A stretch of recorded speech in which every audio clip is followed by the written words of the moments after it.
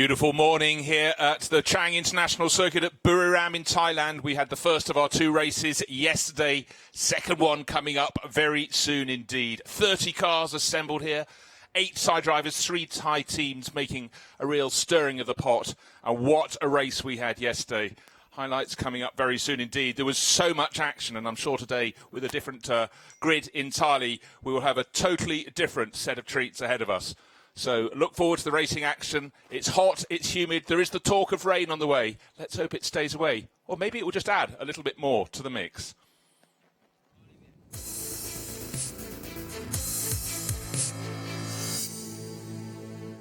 Look for the Mercedes on the left-hand side of the screen. 99 on the windscreen, almost kissing the pit wall, going past the two Absolute Racing Porsches that started on the front row. Jan Bo in the middle of the pack, and Satyan Thirikul trying to go around the outside, but up the inside was going Daryl O'Young. He was determined to take that lead, and up he did from 5th to 3rd. Discussions on the pit wall. Do you bring them in for wet weather tyres, or do you leave them out? Making moves.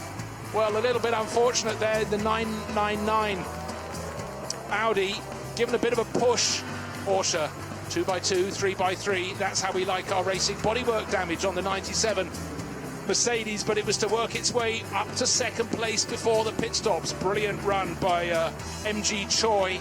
Was going to hand over to Gabriele Piana, but the pit lane, when those cars all came in for their pit stops at the same time, went absolutely crazy. There was no space for them. But right now, the story of the race in the second half was the chase of Alessio Picariello and the 88 Mercedes, looking to make a move, and as they came up on the GT4 class leader, made the move up into turn 9, a bit of a kiss as well for Gabriele Piana. So the Belgian racer around the outside into the lead of the race. He wasn't to lose out. This was a battle that just kept on giving. Jazeman Jafar in the 888 Mercedes eventually getting past Chris van der Drift's Porsche. That was 5th place overall, but no answers from the pace of Alessio Picariello. And around the outside, it was Alex Imperatori in the 918 Porsche who had just enough momentum to move ahead of poleman Dennis Olsen. Matthias Besch tucking in behind for Modena Motorsports in number 16, turn 4. Besch sweeping around the outside, and Philipp Hamprecht up into 4th place. So it's 4 Porsches in the first 4 positions. There is His Royal Highness, the King of Malaysia, watching the action, and I'm sure enjoying it very much indeed. The car that was chasing the Porsches was Jazeman Jafar's Mercedes, and then just before he was due to come in to make a pit stop, Jazeman Jafar rotating, half rotating if you will, up at turn 4, lost 10, maybe a dozen positions. Handed over to his new teammate, the Prince of Johor, Jeffrey Ibrahim, who also had a moment. This is Ibrahim going through the gravel at turn 15, but the battle for the lead was the one that just enthralled, and here was the pass for the move shortly before the end of the race. We had 911 going ahead of 918, or more to the point, Satyan Thirikul going ahead of his compatriot Inthra Fuvasak. Nervous moments for both of the crews. They watched from their pit garages, but 918 would carry on pushing. 911 would be looking for GT4 cars to put between him and his compatriot, bouncing over the curbs there. Close as he got, fighting his way all the way to the end of the race. Inthra Fuvasak just couldn't close enough to make a passing manoeuvre. So coming up to take the checkered flag and the first win of their campaign, 911, Satyan Thirikul and Philipp Hamprecht.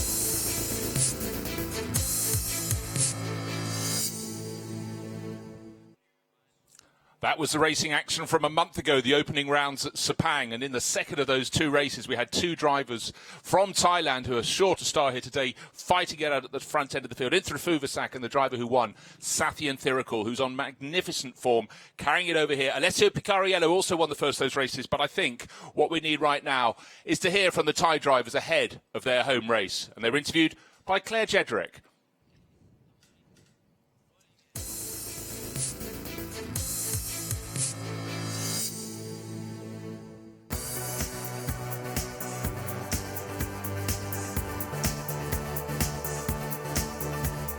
I'm here with Prita from Racing Spirit. Now, Prita, tell us, is there any pressure? You're the only Thai driver in the GT4. Well, I have a good partner. Mankong is good driver, so therefore I think we have some pace in the wet, especially. My partner never been on the car before, so it's his first time, and he's doing some good lap time in the dry, 147s, and in the wet we managed to do 159s, so not bad.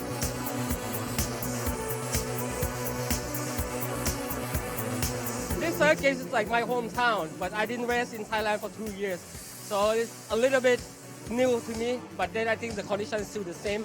In the dry, the car is very stable, the torque and everything is fine. In the rain, it's very fast. In the rain, the aero and everything else, I think is matched with the track. Overall, everything feel good at the moment, and I think if it's still this condition tomorrow, we will be fine. We will be fine. Is there significance because you're kind of on home ground in Thailand? Well, it's more of the pressure. Yeah, but well, everybody expect me to do well, but I think everyone knows the track here as much as me. So, well, I will do my best. The Porsche is, of course, always good in the rain, but you know, when you say it's rain in Buriram, it's very strange. So something new for everyone. It's not like, you know, it's our home race and then everybody get advantage out of it. So we'll see.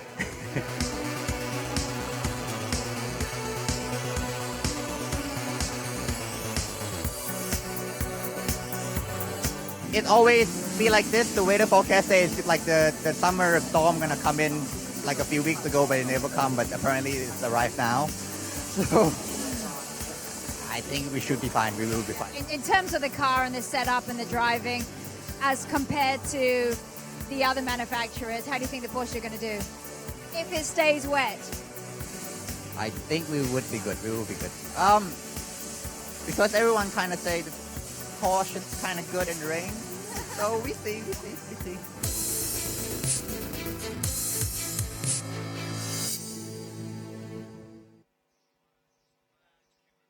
Interesting to hear there from the man of the moment, Tanat Sathyanthirikul, talking about the rain. The forecasters predicted it yesterday. It was surefire, they said. Rain on Thursday, rain on Friday. Sure, after lunch to have rain yesterday. We didn't get it. We had sunshine during the race. This morning, though, we're kicking off at 11:45, so not long from now. But no sign of rain yet, but maybe it will still come. It stayed away yesterday, however, and the race action was fantastic. Certainly the role of driver of pit stop penalties for the top three finishes in the previous race hurt Sathyanthirikul, but he did still come home in second place. Let's take a look at the highlights of racing action yesterday. It was fast and it was furious.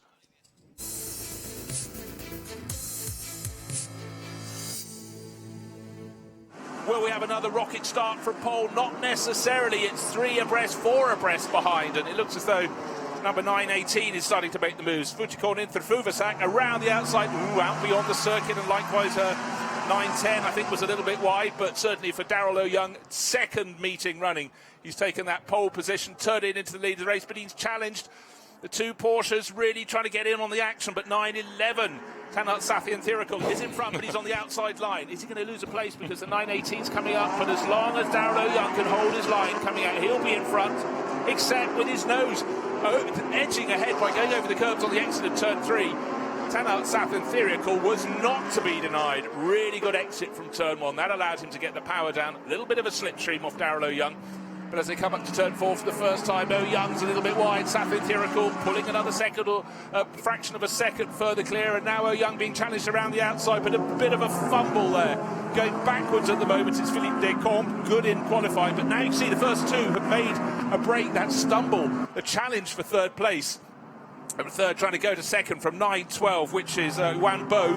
All went wrong. He went off the track a little bit, and it's got everyone else behind off the tail of the lead too. So dream start for Daryl O'Young until he got to turn 3, and then he was passed by Tanat Sathyanthirikul. So all changing at the front end of the field. Great start for Sathyanthirikul. He's getting used to that life at the very sharp end of the grid.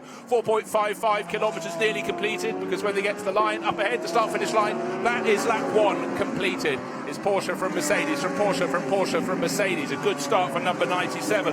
Has gone from 7th to 5th. So Roloff Bruins racing under the nickname of MG Choi.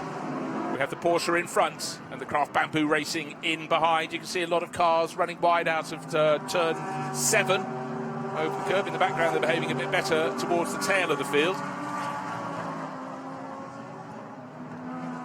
Little battle, 9-10. The Chao Li getting a bit muscled out. He gained loads of positions, now he's handing a whole lot back again. Started down in 17th, so So he's got as far as 9th. Looks like he's fallen back to 11th. So busy times. This is fast moving, almost at the end of their second lap. Race leading duo going through, no change. Sathi and Thirikul from Oh Young. That final corner so tight, you can see Chow Lee gained all these places. Now he's handing them back to 9th, and now he's back down to 12th. Very busy. Blink, did you miss it? Fastest lap of the race by the smallest of fractions. The driver in second place, Darrell O'Young. That means he's fighting back. Oh dear, a spinner. Unfortunately, the 888 Mercedes, that's Jeffrey Ibrahim at the final corner. I said it's tight, and there you can see all the GT4 runners. They're being led in class. No surprise there by Takayuki Kinoshita. Everyone close in behind, but it is blisteringly hot, and we don't actually see any rain, which was supposed to come on through. I actually missed the beginning of the start. Tanart's obviously fabulous start there. Pouncing on Darrell Young, Yembo, and Descombs. But yeah, this looks like everything that I see out on circuit. It's really starting to spread out with your front runners in the mid-pack. As we see on the screens, car number 61 looks like the McLaren. That's Pitty Birnbachtian. He's gone round at turn 5. In fact, he's now managed to hook a gear, but by this stage, he's got the GT4 runners upon him. In fact, he's slotted in about 2 or 3 seconds behind the recovering Jeffrey Ibrahim. So they're completely out of the running. And here Claire, you can go over the curbs, can go over the white line. You'd be penalised if you do that a lot, but at turn 5, lots of space, but it is a corner a lot of drivers go for spins at. Well, we did notice as well that the Mercedes cars were running very wide, especially in the second sector. And this sector's here in the second sector, it's about rhythm, this circuit. Once you lose the rhythm, you lose that feel for connecting the dots. So it's very important for these drivers to keep it on the circuit and not get stuck in that gravel. If not, it's game over. There is the 911 in the lead of the race. 99 giving chase, but now Darrell O'Young in that white, green and grey Mercedes has got plenty of company because Wan Bo is right on his tail in the number 912 Porsche. So it looks though the first two had escaped, didn't have to worry, they could just pull each other clear of the rest. Not the case anymore because the second of the Absolute Racing Porsches. So let's just run you down the order. At the moment it's Tanart, Sathi and Thirikul. Oh Young.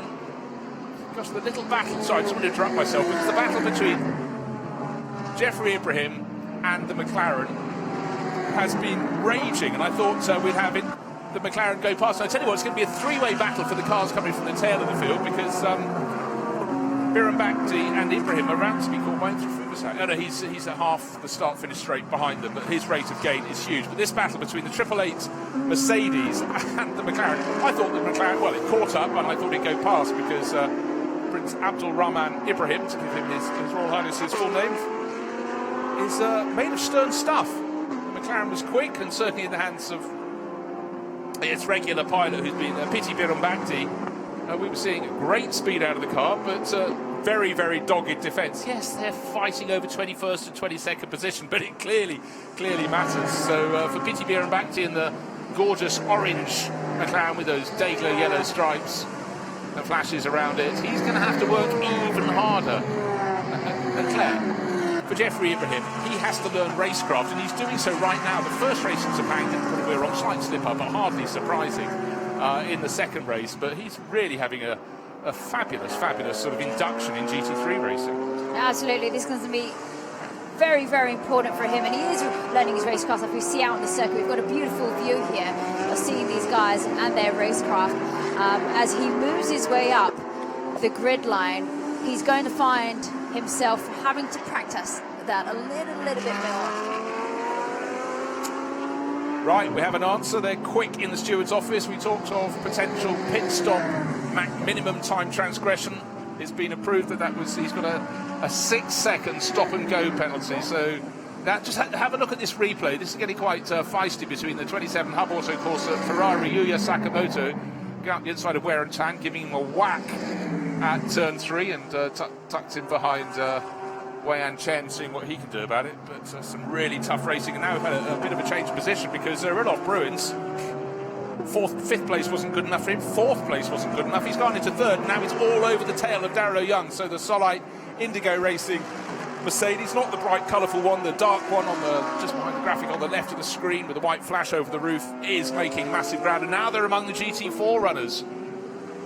GTM. It's being led by the BMW. The best of the Mercedes is giving chase. Frank Yu 3 seconds down now. The last few laps in traffic have been good. He's got past Brian Lee. Brian's in the metallic blue GTO Racing Mercedes in the background. Not really that far in the background. We're talking a whisker over 1 second. This is the battle, second and third. And don't forget, they get the points for this when they get to the end of the 1 hour, but they will pick up the pit stop penalty bonus for the top three. Bonus in inverted commas, because it's 15 seconds extra at your next race at the pit stop if you're first, 10 seconds extra if you're second, and 5 if you're third. But right now, those thoughts are out of the mind of Takayuki Kinoshita.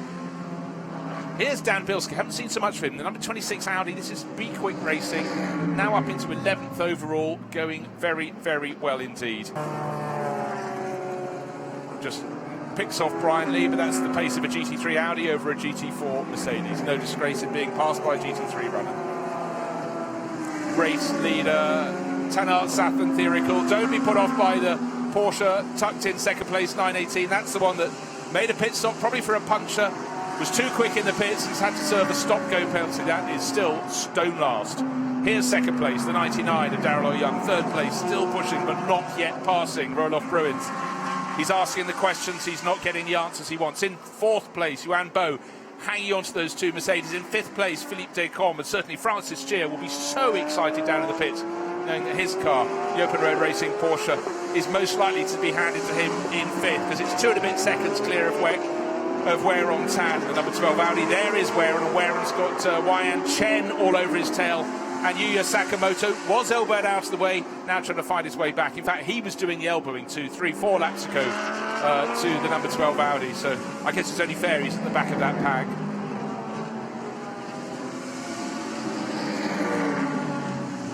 .1 seconds is now the gap between our race leader Tanart Sathan Theorical and Darrell O'Young's Mercedes. This is the battle on our screen that's so tight for 6th, 7th and 8th. 2 Audis with the Hub Auto Corsa Ferrari, the best of the Ferraris in 8th place, anxious not to stay there.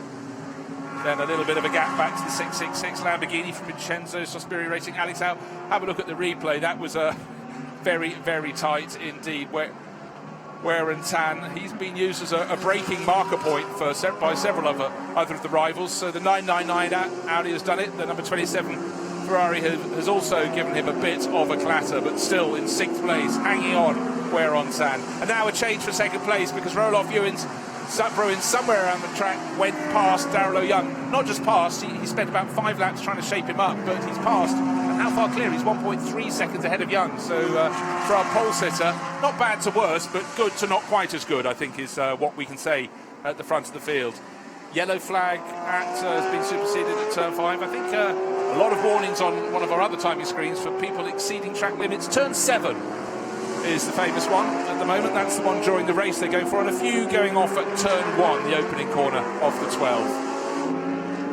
But certainly Chris van der Drift, the Kiwi racer, who's done so much of his racing in Asia, was a superstar at Sepang, particularly when the conditions were really, really tricky when the rain fell. But right now he's got a dry track. Might have expected a wet track. It's been raining here after lunchtime for the last 2 days, and in considerable ferocity. Roloff Bruins, 4.1 seconds down on Tanart Sathan Theorical. And his last lap, he took, I think there was traffic involved. Oh, in fact, it was coming into the pits. That's why Sathan Theorical, the gap went from 6 seconds to 4 and a bit. Well, that's about as close to the middle of this 1 hour race as you can get, with 30 minutes and 25 seconds on the clock. So the 911 in from the lead. Don't forget, that'll be 15 seconds extra at the standstill before Philippe Hamprecht can take it over. So having come in from a tidy lead, let's call it 6 seconds. It means Hamprecht is going to have to fight really, really hard indeed to claw back. You know, the 6 seconds they've lost with the 15 seconds extra at a pit stop. So if you think, why they're not letting it go, the driver's in, he's strapped in, he has to be there. So their pit stop will last 105 seconds. Everyone else has to have a pit stop lasting 90, but those with success penalties from the previous race for finishing in the top 3. Claire's run down to the pit lane. Let's find out who she's caught. Tanner, you look absolutely exhausted. Tell us about the conditions out there and the start of the race. Yeah, it was really hot, hotter than I expected. And the start, I think I did pretty well. I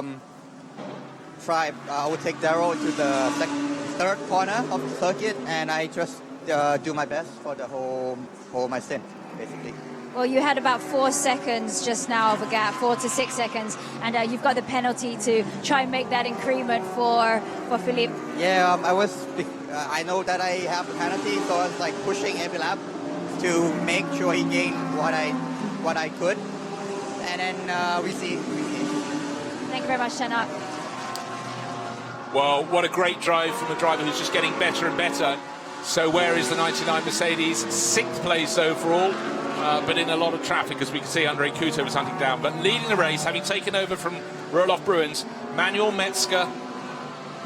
There he goes, going very, very tidily indeed. 8.5 seconds clear last time around. Will that start coming down as Philippe Hamprecht gives chase in the 911 Porsche? Just at the background of the shot, that car, the 911, you can see it coming over the brow.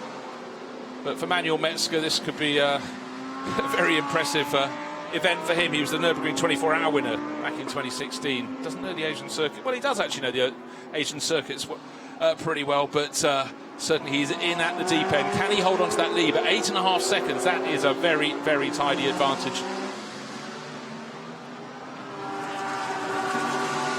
Manuel Metzger puts in his fastest lap of the race, so instead of the 911 Porsche closing on the race leading 97 Mercedes, Metzger is showing his mettle and he is pulling away. But don't forget, Philippe Hamprecht has got plenty of company, and that's why he's having to look behind him as well as look ahead. That's probably why he's losing a little bit of ground. He's coming up behind one of the Team iRace.win Mercedes and GT4, in fact both of them, but he's got company from the 918 Porsche, which is a distraction because that is a lap down after those 2 extra pit visits. A fly in the ointment. But they're running very much a soulless race with no one for company, and delighted of that fact. It's the race leader, Manuel Metzger. Nearly 9 seconds clear last time around. You feel on this lap he's going to gain yet more. Yes, he did.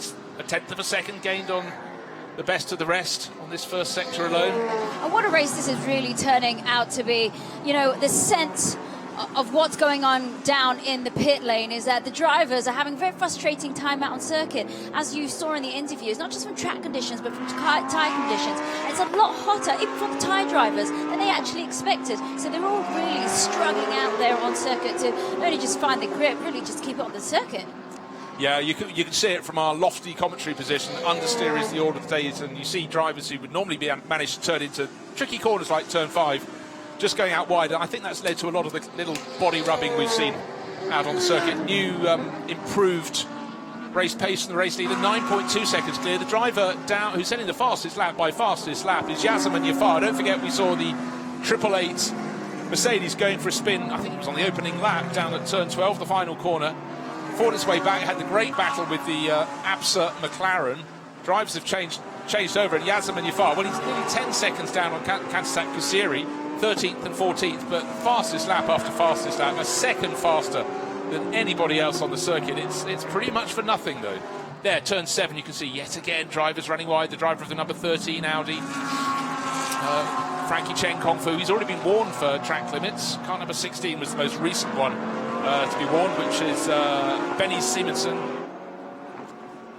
Wow, that is incredible. This is a comparison on the screen, lapping nearly 9/10 of a second faster than the race leader on consecutive laps. Yasemin Yafar in 14th, but actually both of them running on clear track at the moment.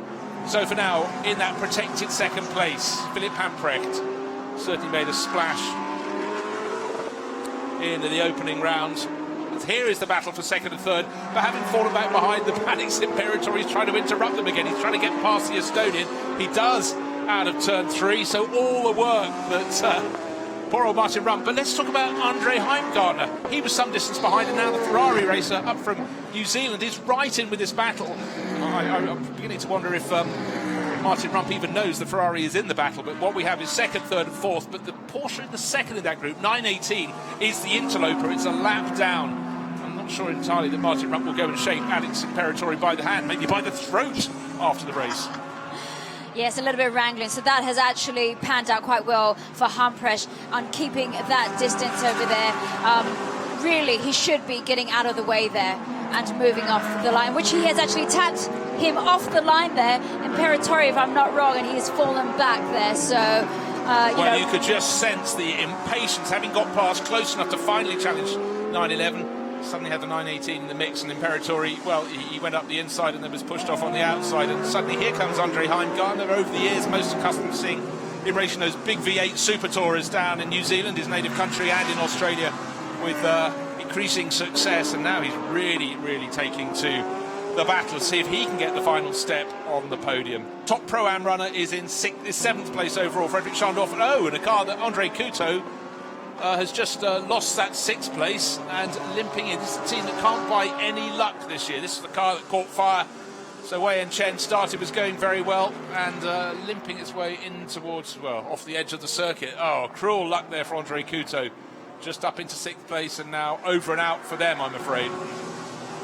Well, that'd be quite interesting to see what actually happened to Couto, because it doesn't look like from here that he has a tyre blown or anything. He just kind of let loose. There's another car out on circuit. Yeah, well, that's actually Couto. Oh, we're just looking Couto at there. just out of turn 11, 12-turn circuit. He's off the edge of the track.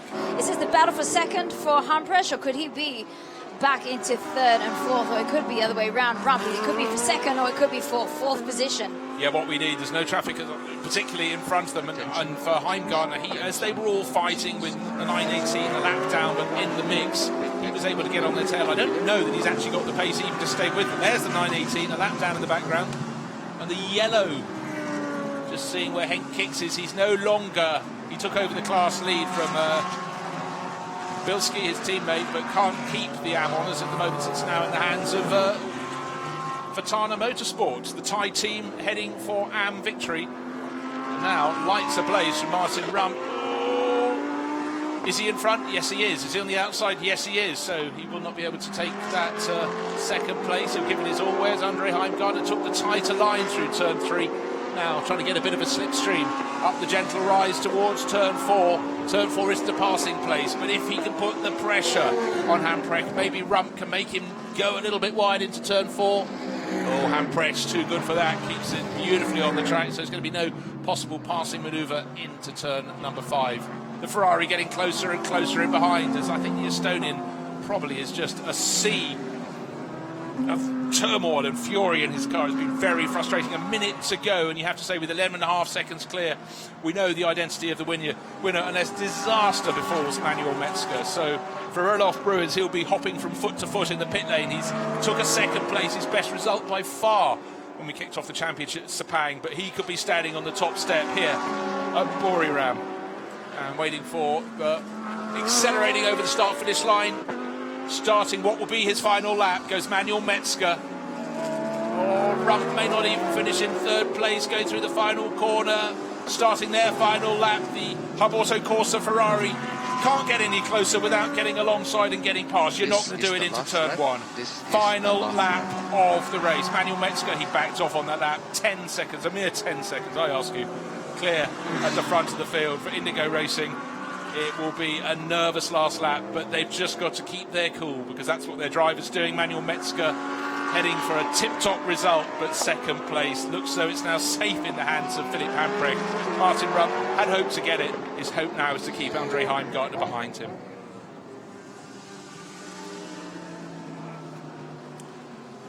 Now, Indigo Racing came good towards the end of last season. This could be their 4th podium position in their last 5 races in this championship, but most importantly it will be their first win. Manuel Metzger will know full well the pressure that he has of not fluffing it around this final lap, but as the field goes through the middle part of the circuit for Manuel Metzger, he is nearly back at the end of the circuit. He's got 2 more corners to go, goes past the back marker through turn 10. There he is, past Andre Couto's car right now on the exit of turn 11, down to the final corner. and it's looking a very, very good result. Is going to turn into the first win for Indigo Racing. For Olof Bruins and Manuel Metzger. Claire's going to race downstairs to catch them in Parc Fermé. We know the identity of the winner. Who's going to come home in second place? It is going to be the 911 crew. Don't forget they sucked up 15 seconds of penalty. They're in second. Third place, the best Audi, Martin Rumper, right in behind the Ferrari of Hind, Gardner. John O'Lester should cross the line any second now in fifth place overall. The number 13 Audi didn't make it to the end of the race. That's pulled off at the side of the circuit. But let's go down with the winners. Claire is with them down in Parc Fermé.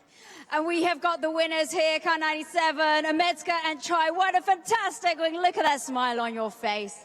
Yeah, it's unbelievable. Ricciardo did a great job. First stint, went from P7 to P2, had an amazing pace, and I had a gap of I think 8 seconds when I left the pits, and the car was just great to drive, very consistent. Big thank you to the team. Big thanks for Ricciardo. What a day. Ricciardo, what an amazing job setting him up for that. Yeah, I mean, especially after the struggle in qualifying, this result is fantastic. First win for the team, first overall. I mean, can't be more happy. Congratulations, guys.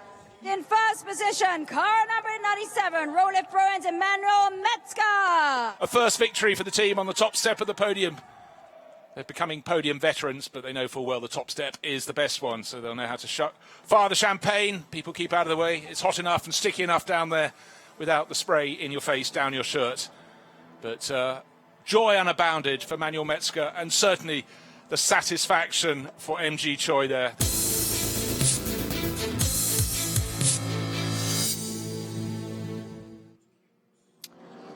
Well, those are the highlights from yesterday's racing, and earlier we saw the first two races in the opening round at Sepang. The stage is set, as you can see people milling around down on the grid as the cars are now, the final ones just starting to assemble. 30 cars coming out to play. The grandstand filling up beneath my feet, and it's hot and humid. But let's go down to the driver who took one of the two wins at Sepang. He qualified on pole. His name is Alessio Picariello. He's with Claire. Alessio, amazing at qualifying. You're in pole position today for GT3. Now, today is very important. You don't have a time penalty. You ended in 13th yesterday. Overall points, you're 6th. So things are looking in your favor. Well, yeah, yesterday's race was a little bit hard. Jeffrey had contact with another car and in the second lap, and basically the car afterwards was pretty badly damaged. So for us, we just had to try to finish. The pace wasn't great, but we could score some points. We have shown great pace in all weekend, so let's see what we can do this race starting from the pole. But I think, yeah, we can do something decent, and yeah, we will see. Well, the real competition, I think, is on the actual championship table, and I can see that you need to get past Rump and Weyron today to make sure points that you're ahead. To be honest, I'm not looking at the championship yet. I just want to win races, then we will see. Spoken like a winner. Thank you. Thanks very much, Claire. Alessio Picariello, and he wasn't just on pole, he was on pole by 0.7 of a second. In GT3 racing, that's extraordinary. We normally deal in tenths of a second. But of course, the grid today totally different to yesterday's race, because the second driver in the team set the qualifying positions and set the grid for this race, and it really has been a stirring of the pot, and a lot of the cars at the front today were nowhere near the front of the grid yesterday, so do expect a race of a very different complexion indeed. And furthermore, talk of victory, first, second and third positions, you get penalties, extra time to serve in your pit stop. Alessio Picariello does not have any on that number 88 Craft Bamboo Racing Mercedes. So he and his teammate looking really, really well set today. And I didn't pick up during the race yesterday that Jeffrey Lee was struggling with a damaged car, which he then handed over to Alessio for the second half of the race. So expect more from the 88 crew, and certainly starting from pole position, it's precisely where they want to be and where they need to be. And as Alessio said, he's not thinking of championships, he's thinking of wins. That's what drivers do, of course. So just to give a bit of weather forecasting here. There was talk of rain. We've had it in the afternoons most days. It steered clear yesterday. There was talk of rain this morning. Race kickoff is at 11:45. But right now, it's dry. Could stay that way. But let's go down to the driver who's on the outside of the front row, Jasmine Jafar. In P2 on the grid, I've got Jasmine Jafar. Jasmine, you guys had an incredible qualifying. I've got to say, though, you've got no time penalty, so things are looking in your favor as well. Yeah, I mean, we got nothing to lose, really. We're here to fight, and I'm feeling confident that we have a good car for it. It seems quite important that you create a gap for Prince Jeffrey Ibrahim. He's got a very good peer for you, and of course it's his first time on this circuit. Yeah, it is. I mean, he's learned quickly and he's developed quite a lot as a driver. And we work strong as a team, so we wanna collect more trophies. Good luck for the race. So Jasmine Jafar, you could hear the focus in his voice. Now, there is talk of rain. It can always throw a curveball. Let's have a look at a bit of the weather forecasting. 43, it's almost exactly the same temperature track-wise. 43, 44 degrees as yesterday. Slightly warmer, 32.6. That's up by 1.5, nearly 2 degrees. Humidity, only 60%. Yesterday started with more moisture in the air and didn't turn to rain.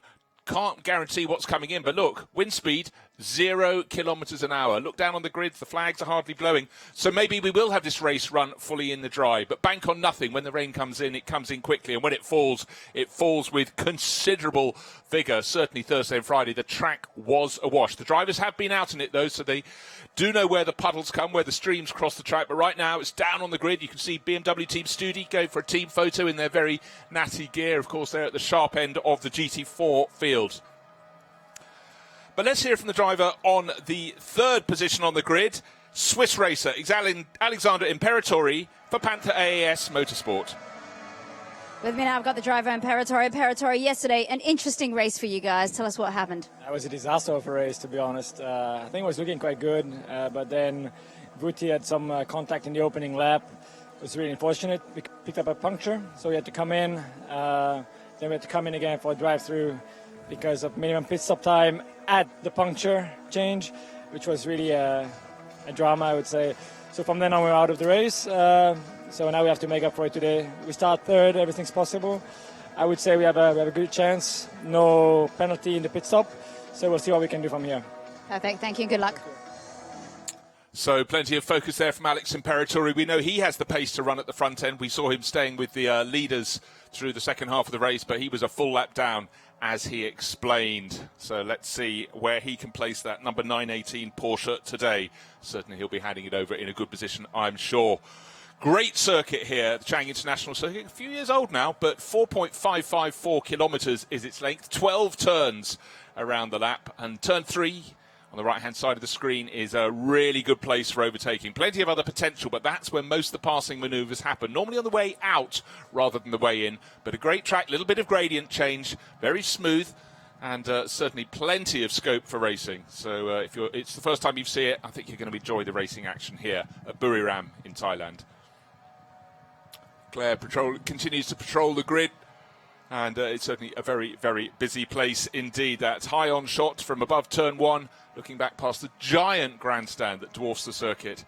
And look at the line around the outside of the circuit. Many drivers transgressing, 4 wheels beyond the white line of the outside of the circuit. I think every car went for at least one trip, and the stewards have told them they will be looking at them, and there will be penalties for exceeding track limits. Certainly on corners turn 5 into turn 6, if you run out beyond the track, you can carry more momentum through that double left-hander and certainly pick up an advantage, and it's not approved.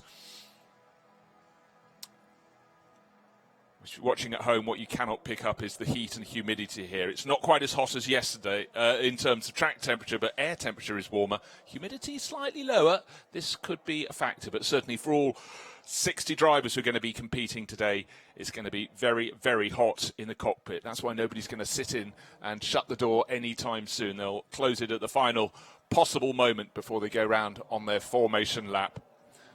But Claire's moving very, very quickly around the grid, and she's moved over to catch up with Chris van der Drift, who's starting in 7th on the grid. Okay, with us now we have Chris van der Drift. Now, Chris, yesterday your P3 category and 8th overall. Track conditions were a little bit harsh yesterday. Tell us a little bit what went down. Yeah, yesterday was good. We had the first sort of day without any rain, and it hasn't rained overnight for today too, so I think we should be going a bit quicker today. The rubber stayed down, and the track should be pretty clean, I would say. And with Li Chao and his drive to pass over, is this strategy obviously for you to go first and to pass on to Li Chao?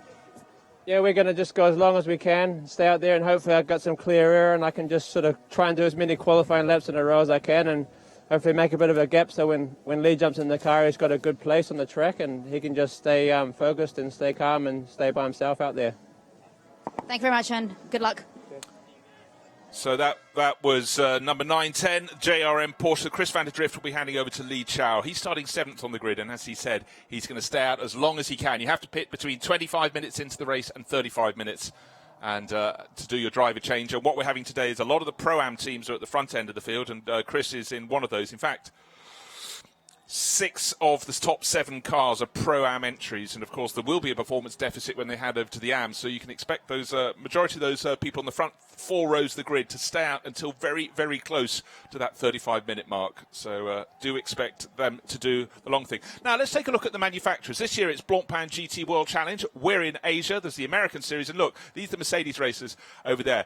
4 nominated in each of the championships. The European Championship, you can see the names of the Mercedes racer there. And here, Roloff Bruins, Christina Nielsen, Juwai and Jeffrey Lee are the Mercedes racers in Asia. There are all 12.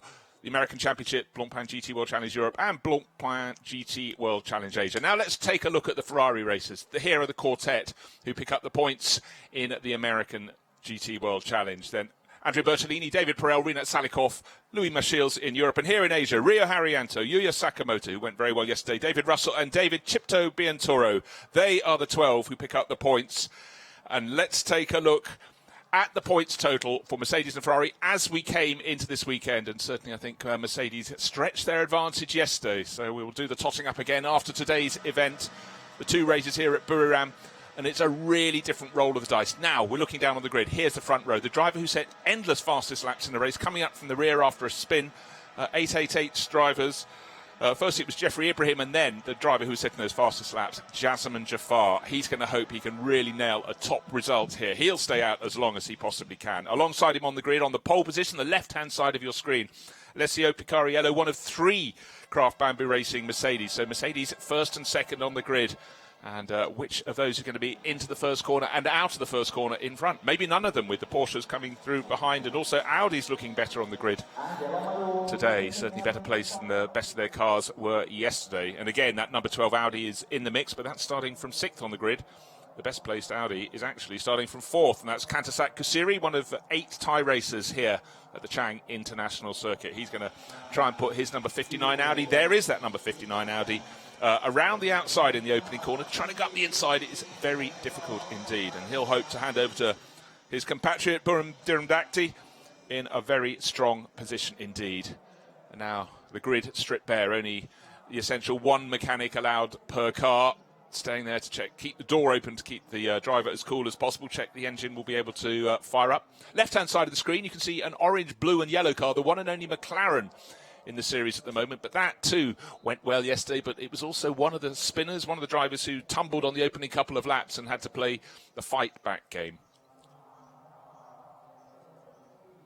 Hot, humid, precious little wind. In fact, the only flags moving at the moment are the giant Thai flags being waved beneath me in the grandstands by some really enthusiastic friends. In fact, they're all above the McLaren, looking down to that McLaren, and they're clearly supporters of the SRO Motorsports team that's running that car for Piti Biramdakti and Japanese racer Keita Sawa. Great to see so much support and quite a lot of noise coming from the fans as they wave their flags.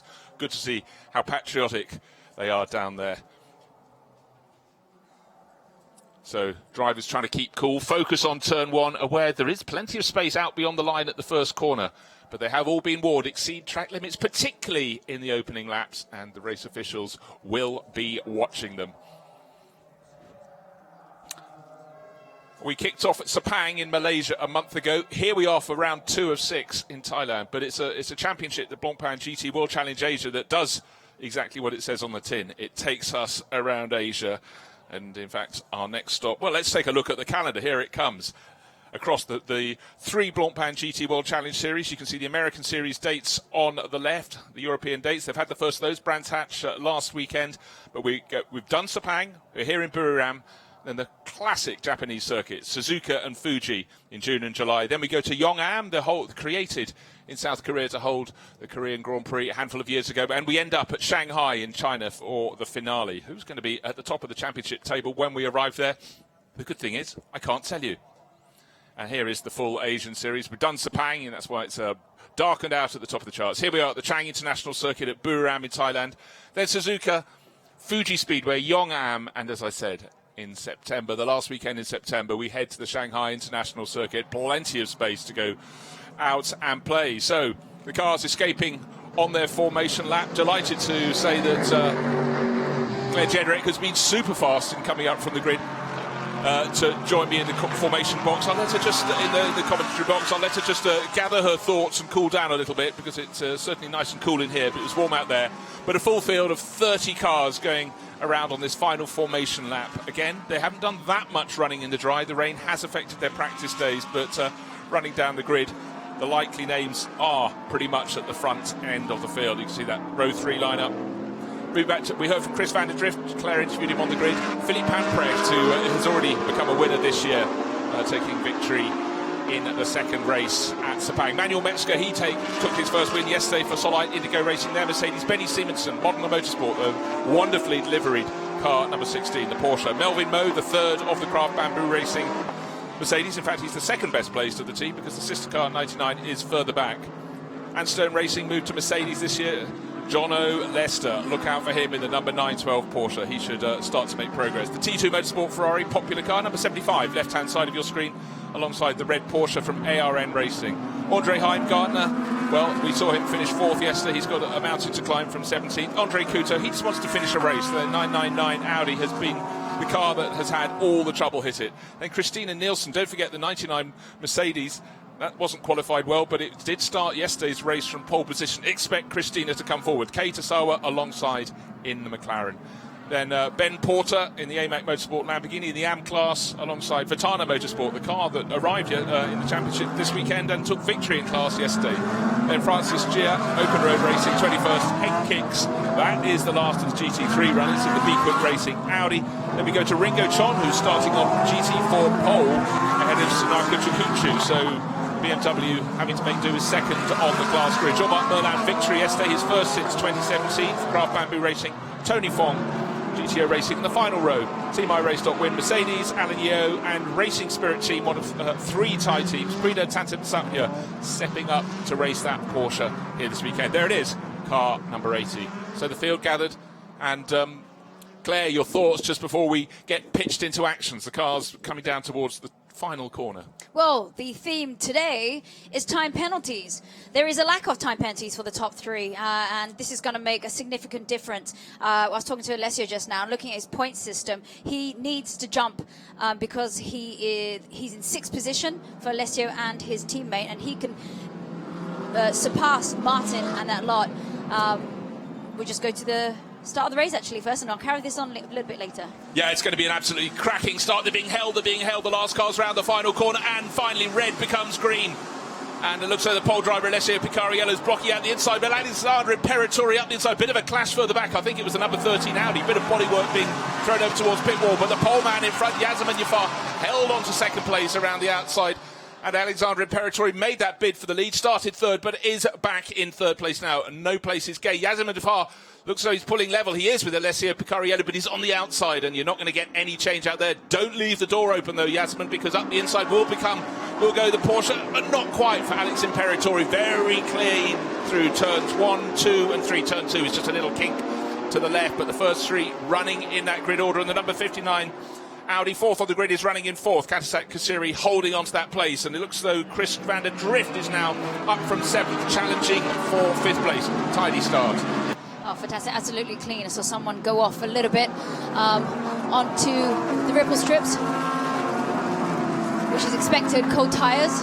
We see the battle with the GT4 just at the back, as we see. There seems to be well, one car's hit trouble from 6th on the grid. Martin Rump is now stone last off the track, and we've got the McLaren going for a spin. So the car that finished 3rd yesterday, its first podium, is limping in, possibly with a puncture. The McLaren is spun on the exit of turn number 6. It spun yesterday right at the start of the race. It's done so again. It looks beautiful, it runs well, but unfortunately these setbacks, you just can't recover from that. Well, yesterday what happened was, as I went down to the pits, is that they couldn't engage the gear, hence that's why they stopped on the grid. So at the end of the opening lap, Alessio Picariello, Mercedes in front, in behind Yasemin Jafar in the 888 Mercedes, and the driver who made the best gains overall was car number 910. Up from 7th was Chris van der Drift at the wheel into a very, very impressive 4th place. He was Had a fighting talk down on the grid, and he's really doing the walk that goes with it, Claire. So Chris van der Drift, really good moves. And as you can see on this second lap, hunting in packs, and the 97 car that took glory yesterday, as the 12 limps back towards the pits, has plenty of battle around it. And at the moment, it's the driver who brought it home, Manuel Metzger, who's having really quite a fight, but I think he's gained a position or two. Yes, and like I mentioned at the beginning of the race just there, Pirelli needed to bump up his position to make sure that overall championship table he would beat Martin Rump and his teammate, and I think this will happen with that dismal start right there. Bad luck. Yeah, so and very bad form and luck there for Martin Rump.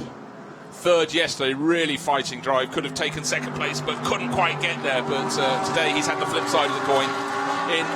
Yet to leave the pit lane, haven't quite replaced, I hope it's just a puncture, but it might be more than that, because a lot of the lap when you're down on one side of the car can lead to damage. But Picariello, half a second clear at the start of the lap from Yasemin Jafar. Alexander Imperatori in third place, another half second back, coming down towards the final corner, turn 12 on this 12-turn circuit. And you can see the Belgian racer, Picariello, starting to break clear. It's gone from 0.57 of a second to 1.2 seconds. Alexander Imperatori still just that half second back, but coming under increasing pressure. Chris van der Drift in the 9.8, in the 9.10 is really pushing very hard indeed. First, second, third and fourth, Mercedes, Porsche, and the best of the Audis, Katasak Kasiri in fifth place, and then Frankie Chen Kong Fu making it Mercedes, Porsche, Audi and Audi. Yesterday, Imperatori, bad luck with them as well. It looked like a Vitacon's driver had a bit of argy-bargy, and hence that made them limp back to the circuit as well. Yeah, one of the Porsches way behind the field trying to work out as Hamprecht, who's had problems too, so he's had a puncture also, so there was contact probably up at turn 3, because certainly for the number 12 Audi it was limping by the time it came to turns 4 and 5, so maybe we can conclude that number 12 and 912 came together. Can't be sure, but both of them in trouble and effectively out of the reckoning. Certainly not out of the reckoning is the driver of 88. He won the opening race at Sepang a month ago, and Alessio Picariello, don't forget. Okay, Claire, let's talk about those driver penalties, because pit stop penalties, extra 5 seconds for car number 97. That's yesterday's winner, Manuel Metzger. He's down in 9th place. At his pit stop, he's got an extra 15 seconds to serve. Number 911, that has actually... Tenant Hamprecht. Of course, is Hamprecht. He doesn't need a pit stop penalty because he just had the problem and an extra pit stop. He's out of the running. And also 5 seconds added to Martin Rump. He too is out of the running. So the only one in the front group that's got any penalties at all is in 9th place, and that's the 15 seconds extra for Metzger. So all these guys at the front end of the field are running without any time penalty. This is a straight race. No confusion. Yesterday we had the car that was leading at the pit stops. Number 911 Porsche, Tanat Sathian Thirikul. He knew he had to build a lead. He did. He added 6 seconds over the field. And in fact did incredibly well to come through to take second place. But right now all the cars on our screen running at the front end. From 59, that's running in 5th place overall. Katsak Sastiri, Frankie Chen, Kong Fu in behind him. And Benny Simonsen going really well in the Modern Motorsport. Number 16 Porsche. He also is pressing on. No concern for any of these drivers about extra time penalties in their pit stops. Makes it a clean race in some ways. Yeah, absolutely. I think it'd be a lot cleaner than tomorrow when you had also track limits that were coming up like tweets on our screen. You said you're just going to ignore them because they were rather distracting. But yes, lots of punctures on this circuit so far, we've noticed. Yeah, but I don't know if it's... well, don't forget, there was contact as they left the grid, and I don't know who hit who, but that's presumably where the damage came for maybe number 12. Maybe that was where it came for Martin Rump. But right now what we're having is a great little battle. Is number 910, Chris van der Drift in 4th place, started 7th, really starting to push Alexander Imperatori, but as soon as I said that, he made a slight error and has fallen back, but certainly not much more than a very, very small amount of space between the two Audis in 5th and 6th. Katasak Sastiri, Frankie Chen Kong Fu, and keeping them very honest and ready to pounce in behind is Benny Simonsen, the Danish racer in the Modern Motorsport Porsche. So second place, Yasemin Jafar, no answers to Alessio Picariello. Half a second clear, became 1.2. There is the Prince of Johor, Jeffrey Ibrahim, looking at his car, running in second place overall. Yasemin Jafar and Claire yesterday, coming up, even though he's coming up through the field, he's had fastest lap after fastest lap after fastest lap in this 888 Mercedes. So we know the pace is there, but what he doesn't have is an answer for Alessio Picariello.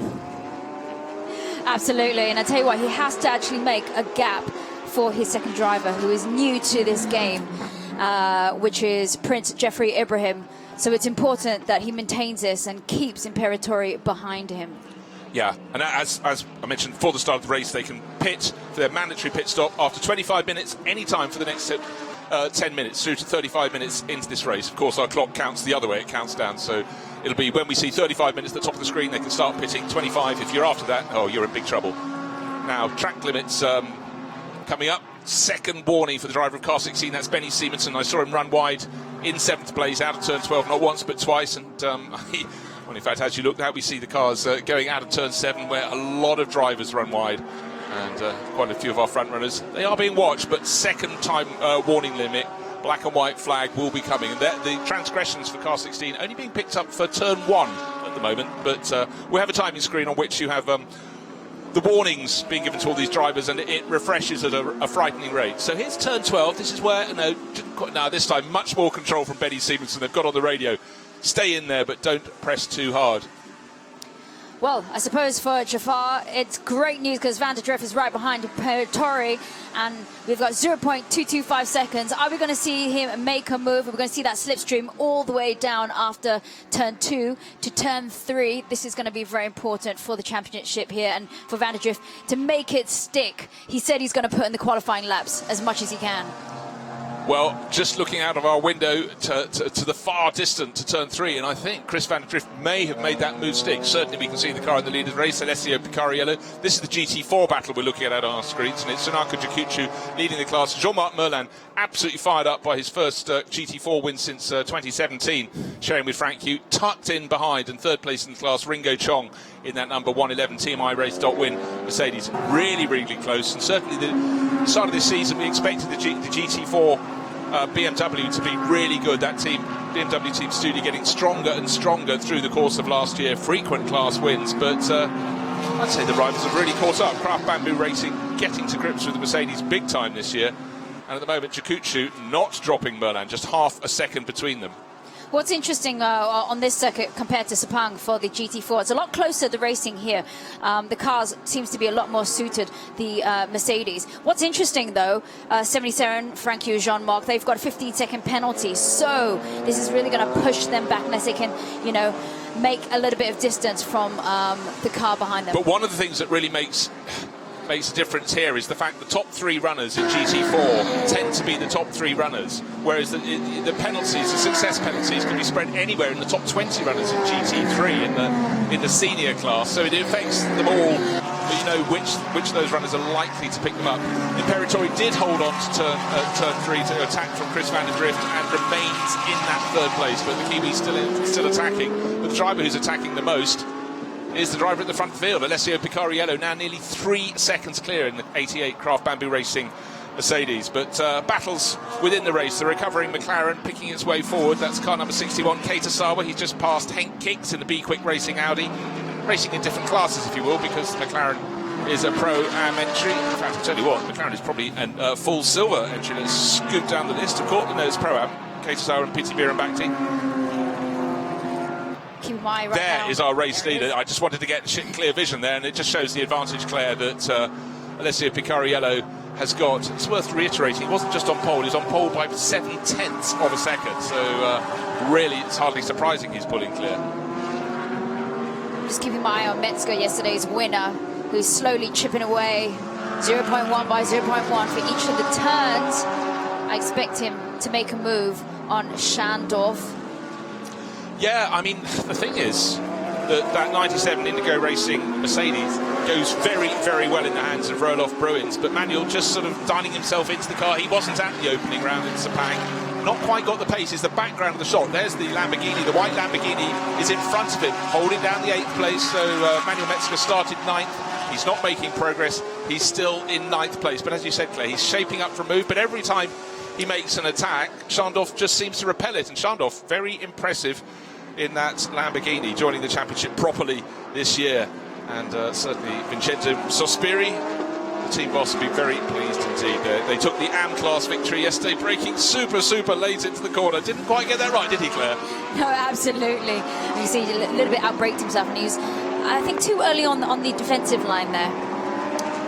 Yeah, and in fact, having said before the race that this circuit is nice and smooth, over the years, any circuit in the tropics does become bumpy, and if you're on the very wide line into turn 3, it's effectively like a double apex hairpin or a wide hairpin. It certainly looks far more bobbly out there than it does on the inside line, but he simply couldn't get the Lamborghini across to that inside line, and I think he'd probably take a different line in next time. So Schandorf doing a good job holding down that 8th place. Manuel Metzger, no answers for him at the moment. The front runners are now cutting their way through the GT4 class cars. There are 6 of them to pass. Benny Simonsen there, and the number 16 Modern Motorsport Porsche making it through. 5th place, still that battle between the Audis, Kansak Kasiri and Frankie Chen Kung Fu. And the metallic blue number 13 Audi looks like it's going to make a move down into turn 12. No point defending there, and certainly Kansak Kasiri knows he's been pressed for lap after lap. Had no response, but a tidier exit. He's going to try and hold the inside line for turn 1. Not close enough. Was never likely to be able to regain that momentum. So the 13 Audi yesterday pulled off on the final lap of the race. Didn't pick up any points, but we know, particularly in the hands of Frankie Chen Kung Fu, that car has pace. Now let's see, I'm fairly sure he's going to drop Kansak Kasiri and extend an advantage in turn number 59.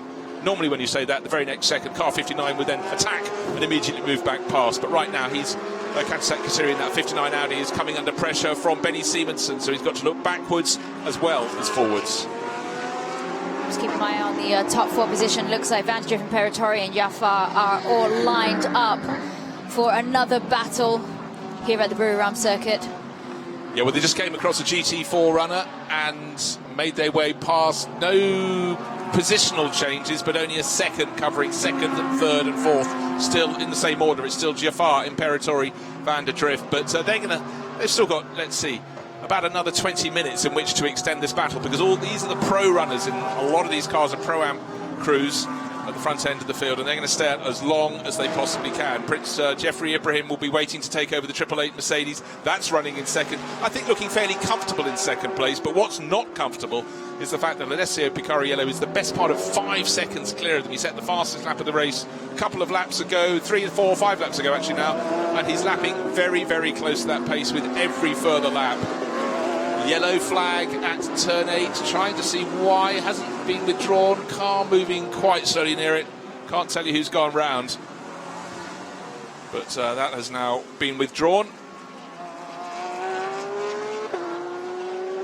GT4 honours still in the hand of the BMW team Studi crew.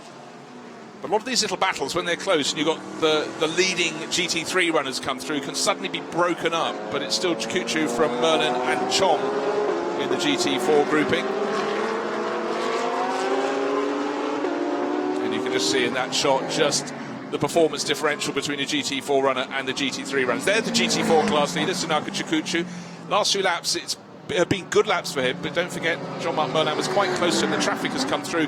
And certainly the BMW driver, Chikuchu, has really, really gained. He keeps out of the way, lets 2nd, 3rd and 4th in that overall battle come past, but I think now we'll just start to see Jean-Marc Merlin trying to close in again. Yeah, it's gone out to about 1.5, 2 seconds. So I think what Chikuchu gained at the BMW has been clawed back there by the green-winged Mercedes. It's running 2nd in that GT4 class. The only thing about moving away is that you're going on the dirty line and picking up all that nonsense which is left out, which has been spat out onto the well, hopefully at this point in the race, though, Claire, there isn't too much tyre debris for them to pick up, but it really is a factor. If you're a GT4 runner, you have to make way for the GT3 guys. You go out on the dirty stuff, and who knows what you're going to pick up. But I think at this point, not too bad for them in the race. Benny Simonsen's looking very feisty, isn't he? They're still pushing Kansak Kasiri, still trying to get in the 6th place. Having got up into 5th, I expected the number 13 Audi at the foreground of the screen to pull clear with Frankie Chen Kung Fu, but he's only gained half a second or so since getting in front.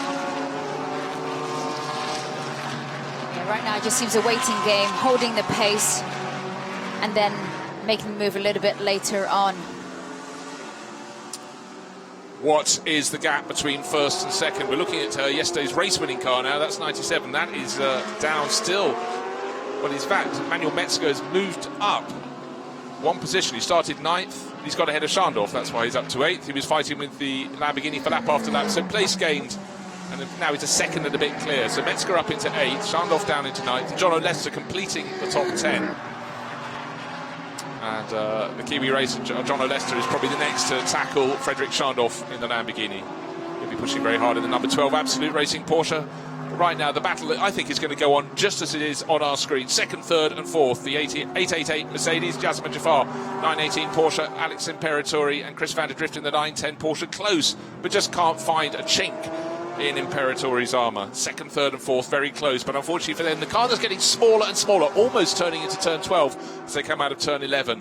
The field come down from 11, second, third and fourth, but the race leader was 5.8 seconds clear last time around, running untroubled at the front field. Alessio Picariello, there he is, the bottom of the shot in the 88 Mercedes. What's he going to be now? It said at 5.8. They matched his time. You know what? All of the drivers, second, third and fourth, Jaffar, Imperatori and van der Drift, very, very close to their personal bests, whereas Alessio Picariello stayed again close to his, but he's done loads of laps in 1 minute 34s, but the others now broaching that margin. So it just shows the importance of the break at the start for our poleman Picariello. He's been able to run his race and pick his way through traffic quite easily, hasn't he? Well, yes, he's having a very easy run, but I've got to say, even though he set the fastest lap on the second lap, 11 laps in, if these guys are getting green, that means they're pushing pretty hard. Their tyre wear is going to start slipping, but it may be just enough for the next, 10-15 minutes before they pass on the car to their second driver. And to be honest, the one I'm most concerned about, if concern is the right word, is in that grouping is Alex Imperatori, because he's having to fight so hard to hold Chris van der Drift behind him. There's just enough of an advantage for Jazeman Jaffar. It's a shade under a second, so he's just got a little bit of breathing space. He looks comfortable in that second place, but certainly Imperatori is having to fight very hard indeed. Change of positions down in the GT4 class. This is effectively 4th, 5th and 6th in class, the second half of the GT4 field. It's Alan Yeo in the 199 Mercedes, but getting very, very close and shaping up to pass him is Tony Fong in the number 11, but he is actually, in doing so, just coming past Prida Tantansapia, so place change as they fumble around at the back of the class. But this looks like the opening lap. 3 cars covered by, what's that, 0.6 of a second? Very, very close indeed. So it doesn't matter if you're the first trio in GT4 or the second trio. Plenty of racing to be done. Alan Year sharing with Angelo Negro this weekend, holding on to that 4th place in class. The sister car is 3rd in class, but is half a minute up the road. Ringo Chong, far more experienced in this class, going well indeed. And again, here we have the AM battle. 2 of the 3 AM cars racing very close indeed. The 2 Lamborghinis. You've got Ben Porter just holding onto position. They're being pushed very hard indeed by Masahiko Asai, but the red-nosed AMAC Motorsport Lamborghini holding off the black example, or is it very dark grey for Vitana Motorsport? Thai team racing here on home ground. But again, what we can see in the background is the GT4 battle is closing right up all over again. Sonaka Chikuchu is down to just 1.5 seconds. It looks less than that around this point in the lap. Clear of the chasing Jean-Marc Merlin. So Ben Porter, as we just saw, leading the AM class, very, very small margin over Akihiko Asai. Half a second, 0.4 of a second. Now it looks over the last 2 laps they've been good ones. Certainly the pace from Jazeman Jaffar in the 888 Mercedes. He picked up a small advantage last time around. He's got a whole second, 1.074 second of an advantage over Alex Imperatori. Imperatori almost an identical margin back to the 4th place, Chris van der Drift. And second section of this lap, Jazeman Jaffar set the fastest second section of anyone. New fastest lap of the race, Jazeman Jaffar closing the advantage of Alessio Picariello down to 5.3 seconds. In fact, out of his mind. You've got to just, because he's out, not quite out of his sight, there is the 88 Mercedes leading the 888 Mercedes, but Jazeman Jaffar now has made the break. But what's happened the last couple of laps, I was saying that Alexander Imperatori, the number 918 Porsche, I thought his tyres might be feeling the heat, but it's Chris van der Drift who is now falling adrift. He is now 1.2 and seconds and going out. A couple of laps ago, he's just on the tail of that number 918 Porsche, but now the JRM Porsche 910 slipping away at the back. Don't forget, though, van der Drift super impressive on the opening couple of laps, moved up from 7th to 4th on the opening lap. But right now, maybe feeling the pace, or maybe quite simply got it going slightly wrong, going past the GT4 car, and took a different line and lost ground. If he can close in again as the sun starts to break through, what's been a bright day, now it's let's see, here is Chris van der Drift in that 910 Porsche. Rain was forecast, but don't forget on the grid the flags were blowing nowhere. The humidity, it was, I don't know, it probably felt pretty hot and humid to you, Claire, but it was less humid than yesterday, 60% humidity. Well, it feels exactly the same for me out there. I tell you what, just looking back at Vandergriff and Peratori, you know, despite them settling down, having the second difference between them, they're still pulling out their fastest laps here. So I would say perhaps their tyres are actually coming up to maturity now, the peak window of where they have, you know, tyre pressures, where they've set it. So perhaps a little later in the game for all of them, so they could still have a little bit more traction, a little more in the game, so they could actually race each other and have a, you know, interesting entertainment for us. These are wise pros. They have to know to race, and certainly when you're racing in Asia, you have to know how to deal with the high temperatures that are really part of the game. Just had a flash of vision of the 911 Porsche car that should be at the front end of the field, but don't forget that made a pit stop at the end of the opening lap. Philip Hamprecht has only got up to 23rd position. But right now, all eyes on Frankie Kong Fu Cheng holding down the 5th position, some way adrift. They're about 5 seconds adrift. So there we 1-6 driving track penalty for track limit infringement. So there we had 2 warnings earlier on for car number 16, Benny Simonson's Porsche, running in 7th overall. Drive-through penalty for track limits infringement. He obviously had the 2 warnings and the 3rd strike, and you're out. Oh dear. And 199's got for a spin. Alan Yeo, he was 4th in the GT4 class and rotated, but there's plenty of space beyond the circuit, and he's getting going all over again. Limping back into the race, so he will drop to the bottom of the GT4 class. So Benny Simonson all that time trying to close on the tail of Kansasak Kasiri, and just too many times just edging that little bit wide in his desperation to move into the top 6 of the race. Which is quite a shame, because he's worked so hard to get up to that position and keep it above Metzger, and now he will have to drop back down, so this is going to be quite an infringement for them. Bit of a limb chop off. Yeah, so for Metzger it's a place gained, not by default, just by events. But the car we're looking at is the number 16 Porsche, just coming into view, the headlights on, 4th in that group of cars. There it is, that's the Modena Motorsport Porsche, that's the car driven by Benny Simonson, who will have a drive-through penalty, which will really take the race hopes of that team and dash them wholly. What we're seeing in these last few laps is Kansasak Kasiri is now getting a move on. The number 59 Audi closing onto the tail of Frankie Chen Kong Fu. Maybe and in fact, particularly if Benny Simonson will report in and do a drive-through penalty, that will be off. He won't have to look in his mirrors anymore. And Kansasak Kasiri, Thai driver desperately keen to do well at home, will be pressing on. We're talking ahead of the race of the cars that have in the GT3 class that have time penalties. Martin Rump tumbled on the opening lap.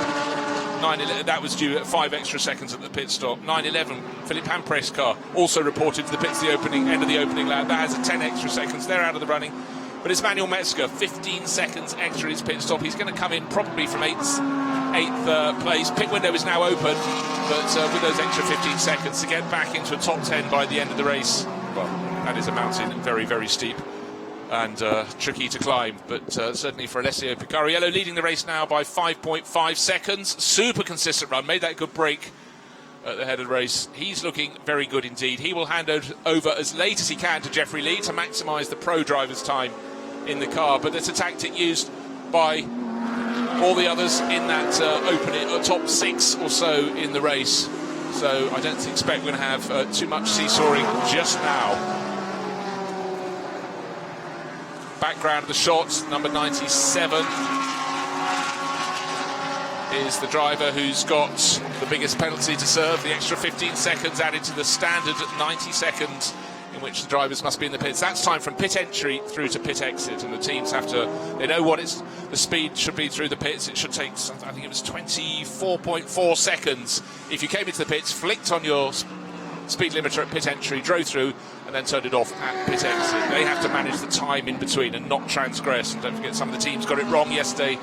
And if you get it wrong in your pit stop, you have to come back in and serve more time in the pit. So you're handing away immediately at least 25 seconds. So first of the pit stoppers, Jean-Marc Merlin getting out. This is in GT4. He was running 2nd in class. Handing over to Alan Yeo. And then the bearded Frenchman will be able to take his helmet off and cool down for the first time in, well, probably about an hour since he got into the car. Be Quick Racing, Henk Kikt coming in from third in the AM class. He will be handing over to Daniel Bilski. Daniel was the quicker of the drivers yesterday, so we'll see what he can do. But certainly at the moment, for Ben Porter for the AMAC Motorsport Lamborghini team, and the 128 Vitana Motorsport, also a Lamborghini team, their driver changes will put Akihiko Asai and Andrew McPherson on board for the second half of the race.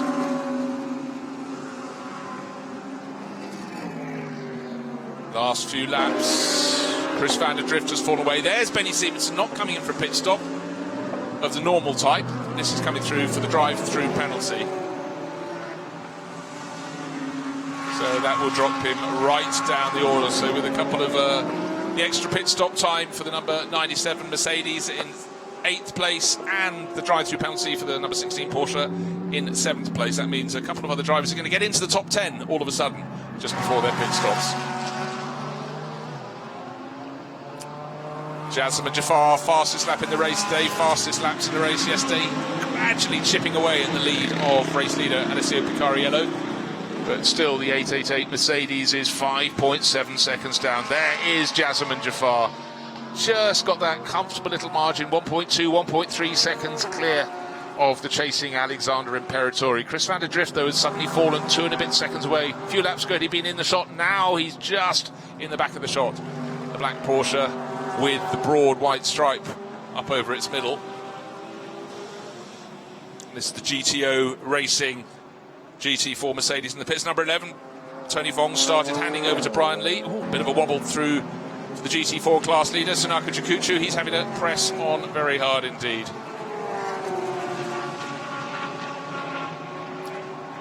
The number 77 behind him has served that pit visit, though.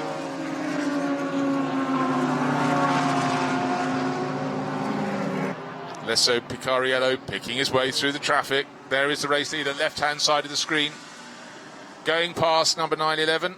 That has had its driver change from Philippe Hamprecht to Tanart Sathian Thirikul. This is a car that has just been so impressive. Second place in yesterday's race. But unfortunately, that moment that led to the pit stop in the opening lap dashed its hopes today, much like the 918 Porsche crew's travails yesterday took them out of the running. Quick car, but no result for them. But our race leader, lost half a second last time around to, in fact, 7/10 of a second to Jassim and Jafar. And again, you could just see the number 88 Mercedes slightly delayed Alessio Picariello. But as much as anything, I think it's about the rising pace of Jassim and Jafar in the 888 Racing Mercedes. But our race leader through the traffic. GT4 leader in the background, Sunaka Jakuchu. Darrell Young has taken over the Craft Bamboo Racing car, the Mercedes 99 that started on pole yesterday, but Christina Nielsen didn't make a great deal of progress, so Jasmine will be down in about 19th position, one would think, by the time the pit stop window has closed. 5 minutes more until the pit stop window closes. And all the front runners are staying out as long as they can before they hand over to their AM teammates. There is the race leader, Alessio Picariello, background of the shot, going around the class-leading GT4 BMW is Jassim and Jafar, 5.7 seconds. In fact, he was the one who lost out in traffic, so what he gained the previous lap immediately was handed back in the opposite direction.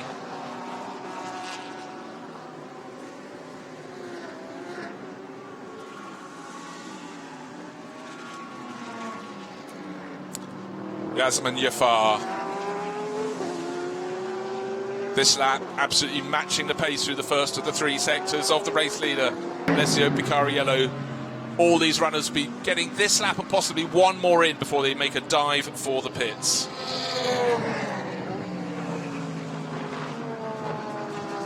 Every 10th of a second counts for all of the drivers involved. The weather has gone from bright and cloudy to almost full sunshine here. Suddenly the cars, much more reflection off their wings, not just the lights flashing as they come towards you. Certainly at this end of the circuit, high above the start-finish straight, great view over this fantastic racing circuit, built absolutely to the surprise of everyone up here in Buriram, but certainly the local money brought it in, and it gets big crowds, huge football stadium at the entry.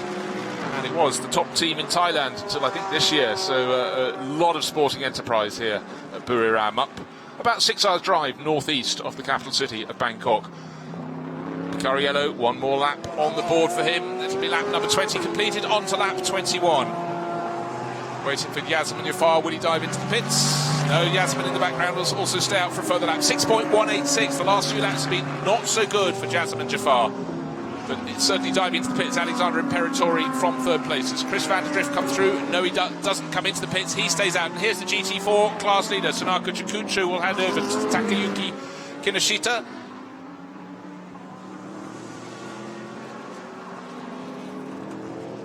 All settling down, and in fact for a lot of the drivers this is a good time to be out, with about half the cars either just coming into the pits or going out to the pits. It leaves clear track, and if you can stand as late as possible, it does leave you a couple of laps where neither the drivers just come out getting heat into their tyres and their brain fully into gear, and this is a chance to really gain a few tenths of a second that are so much harder to pick up normally under full race circumstances. Car number 26, second warning for track limits abuse. That's Daniel Bilski, Hind Kicks in the Be Quick Racing Am Audi.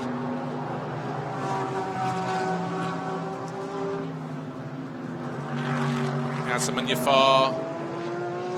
Yeah, this point in the race, this is the last few laps. It's like those tyres have just suddenly lost their life, because I don't think there's been too much traffic for Yasemin to trip over, but Alessio Picariello just putting in he's relentless. Here he is, here he comes in for his pit stop just in the nick of time, and in fact almost getting into the pit entry road there, taking a little bit of a wide line. Yasemin Jafar, I'm sure, will follow in the background, wait a few seconds. Yes, Jafar into the pits as well. It was their last opportunity, and they stayed another lap, they'd been in big trouble, but the advantage between them was 7.6 seconds when they came into the pits. The last two laps of Picariello were fantastic, or more to the point for Jafar, they weren't so good. And the advantage had been sitting around 5.5, 6 seconds. Suddenly it's 7.6 seconds. So very, very unfortunate for Yasemin Jafar. He'll be handing over to the Prince of Johor, who races to Jeffrey Ibrahim. There is the 888 Mercedes.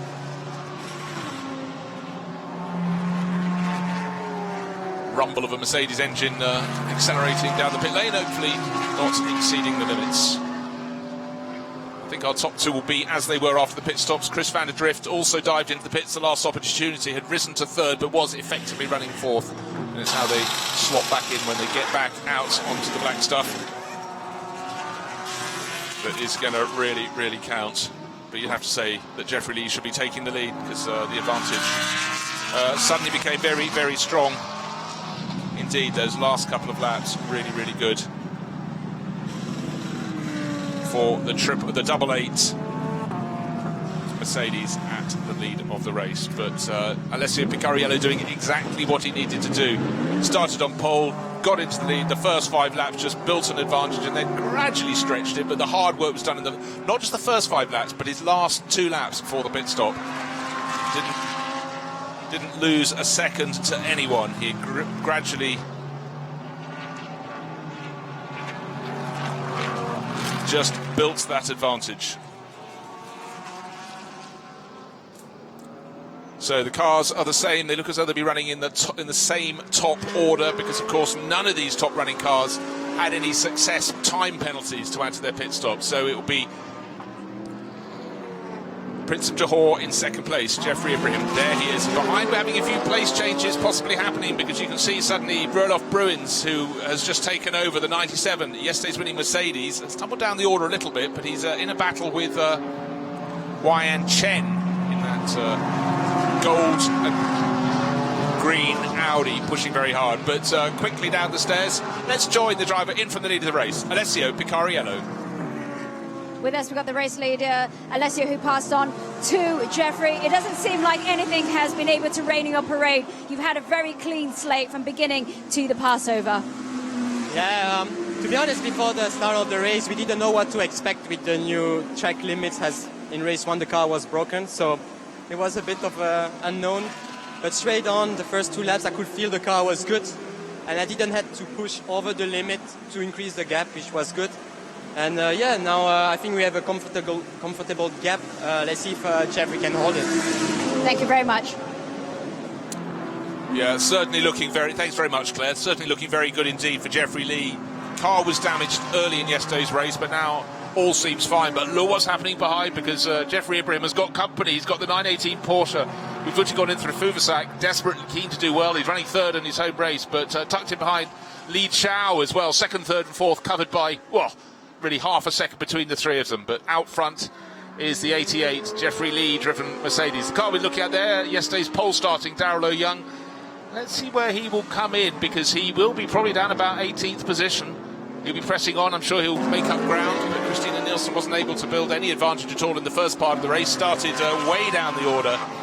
And unfortunately, looks like the car is whatever Darrell O'Young is going to do with it, even with one of the cars having a 15-second penalty, which was yesterday's race-winning car, not likely to get any higher than the tail end of the top 10. In fact, even that is going to be a mountain for him to climb. The driver who got out of the car from second place, Yazim Nifar, he's been caught by Claire. He's handed over to Jeffrey Ibrahim. Let's hear his thoughts. With us now, we've got Jasmine Jafar. Jasmine, you managed to hold your place. Things are going well, though. A bit of a battle there behind you. Yeah, I mean, the Porsches were quite strong earlier in the stint, and we were stronger second half of the stint. But I was concentrating on not getting Alessio to go away, so it was quite hard to juggle it all. But all in all, we were quickest car on track, and we want to keep it there. Fantastic. Thank you very much. Thank you very much, Claire. Very wise words there, as you would expect from Yazim Nifar, the Malaysian racer, handing over to his compatriot, the Prince of Johor. A bit of tape running off the side of that 888 Mercedes. But for Jeffrey Ibrahim, let's see what his advantage is. It's only 0.8 of a second down on race leader number 88. Well, that's on the timing sheets, but as you can see that Jeffrey Lee in 88 Mercedes has actually got a couple of GT4 runners between himself and the chasing Fuvasak now. Ibrahim, has gone back to third place. I tripped myself up there. There is Ibrahim. He's lost one position because Fuvasak far more experienced. And what we cannot underestimate is just how little racing experience Prince Jeffrey has.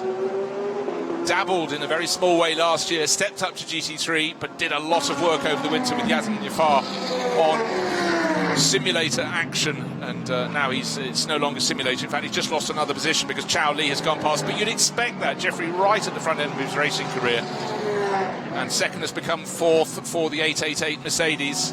Now the big question is, what is the lap speed difference between Jeffrey Lee leading the race in the 88 Mercedes, and Vucci in through Fuvasak? And the answer is it's huge. It was 3 seconds a lap last time around. There is first, second, third and fourth covered by not even 2 seconds. I'm afraid Jeffrey Lee is not going to be able to surely hold on like this for the next 20 minutes because he's been caught by 3 seconds in one lap. First, second, third and fourth all in picture.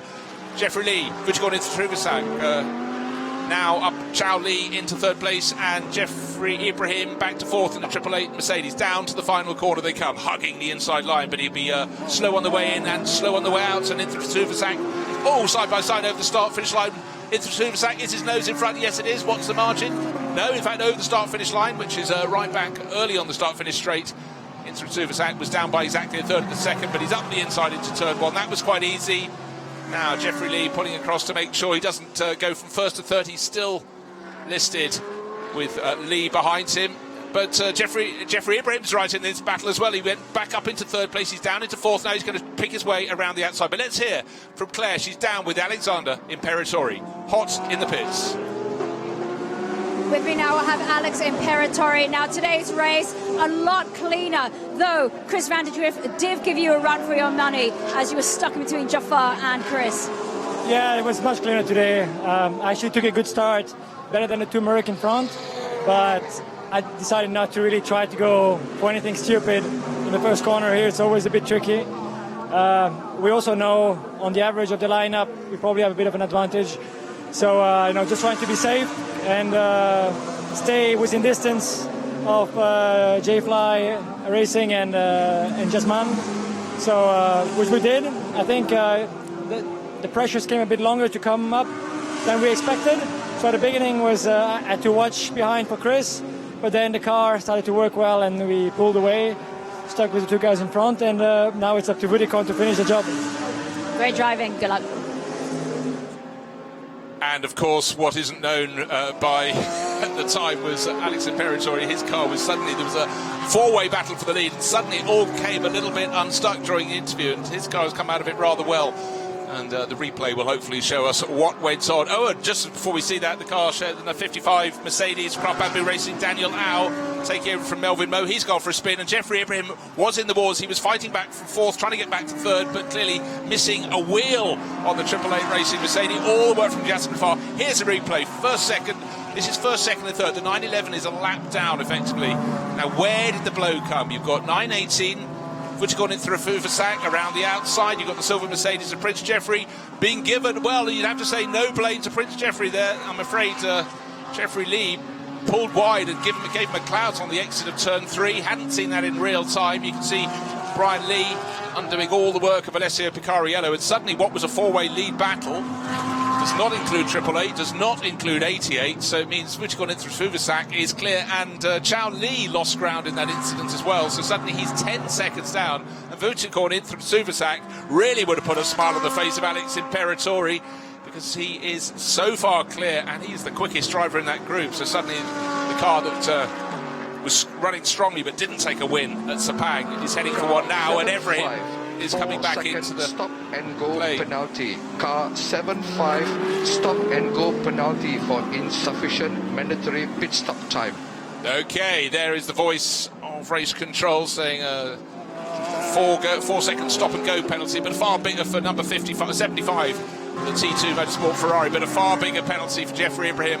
Innocent party there, clattered on his his right rear tyre by, unfortunately, Jeffrey Lee running wide out of turn 3. He's limped it home. I don't know if there's any further damage other than we could see on that car.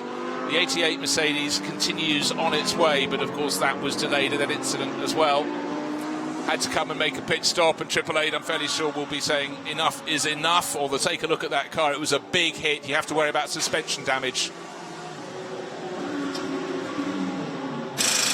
And they will check that out. They may decide to send Jeffrey Ibrahim out to gain further racing experience later in the race if that car is all clear, but they want to be at 100% sure that all is right with it. So suddenly we have a few fallers, a race that had been super clean, and it was the curse of the interview. Interviewer, driver, and it all kicks off, and Claire's just joined me back in the commentary box, but just as that lead battle became a 4-car battle, it suddenly became a clear advantage to 918. There it is leading the race. You'll see the 911 running around just in front of it, but don't forget Tanart Sathian Thirikul, who was fighting against Suvasak in Sepang when they were the 2 fastest drivers in the second race. But now they're separated by a lap because, unfortunately, Sathian Thirikul's car was a faller on the opening lap of the race, and all it can do now is just pick its way back up the order, but is a lap down. So, Claire, you were interviewing Alex Imperatori. He had no idea what was happening. And what we should do is hopefully have a second look at the replay, because it was very tight, and the 888 Mercedes was given a big clout by the number 88 Mercedes, with Jeffrey Lee getting it wrong, and suddenly you were talking to Alex Imperatori and his car was in the lead group and suddenly totally in the lead of the race. So it's definitely an incident worth reviewing. I don't know if you've got to see it down in the pits, but coming up soon will be the replay of that incident at turn 3. Well, I tell you what, I saw the results of it as I was just leaving. It was quite interesting. Just as I left the pits, actually, I saw the number 88. It was quite disastrous on his left hand. Well, take a look at the replay on the outside. Talk us through this incident. Okay, so we're just looking at the screens right now. We just see 88, and he went in quite close. We see the number 888. He's on the perfect line. 88 went right into him. It seems to be... well, it looks quite obvious it was 88's fault. Yeah, you'd have to say so. It just ran straight into him and T-boned him. I'm not quite sure what happened there. If he lost... it looked like his rear end actually slipped out just a little bit, but... yeah, that all happened very fast. I'm quite surprised, but like I said, it was 88's fault. 888, the brunt of that disaster, and I've got to say, I think it was settled, but never say never. What was... that'll be quite interesting to see what happened, and a lot of disappointment as yeah, very well called there, Claire. Great description of how it happened, but I think you have to feel it was just an incident that was the fault of 88. As we say, oh dear, suddenly 9-10 from what should have been second place, Chao Lee. all the work of Chris van der Drift. It seems the pro drivers did all the work in the early part of the race. They handed over and can't see what has happened. That's up on the inside at turn 3. I heard a little voice in my ear. I couldn't work out what was happening. We can only just see turn 3 in the far distance, but being tight on the inside of the track there, looks like mechanical failure of some sort. So let's just run down the top order. It now looks so it's Vucicon into Fuvasak in the lead of the race. 9:12 has come from nowhere. Yuan Bo is up into second place and just waiting to see. Third place is number 59 Audi. So all changed. 59 Audi, of course, the Singer Plan B car, taken over by Biran Bhakti, building on the work of Kansak Kasiri. And we haven't really talked about the Hub Auto Corsa Ferrari in this race. Suddenly up, Yuya Sakamoto into 4th place, Alex Au into 5th, and Wyan Chen out. So the 910 has had its little problem, big problem, took it out of the race, but the 918 going really, really well. So Vucicon into Suvasak, 10.8 seconds clear of Wambo. They're lapping about the same pace. Suddenly looking very, very good indeed. Well, this is a big game changer now when it comes to point systems. So everything that I calculated before and spent time on with Alessio, with Martin Rum taking over with the point system.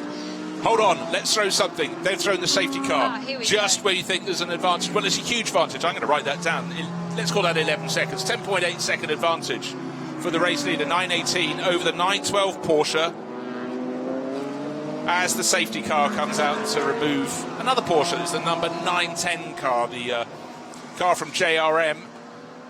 And so our race-leading Porsche, you'll just see in the background of the shot, the 911 is a lap down, lapping very well indeed, as you'd expect in the hands of Tanart Sathi and Thirikul. But it's the 918 that is leading the race. Of course, that's the one the safety car has to pick up. The safety car is probably running behind that one, yes.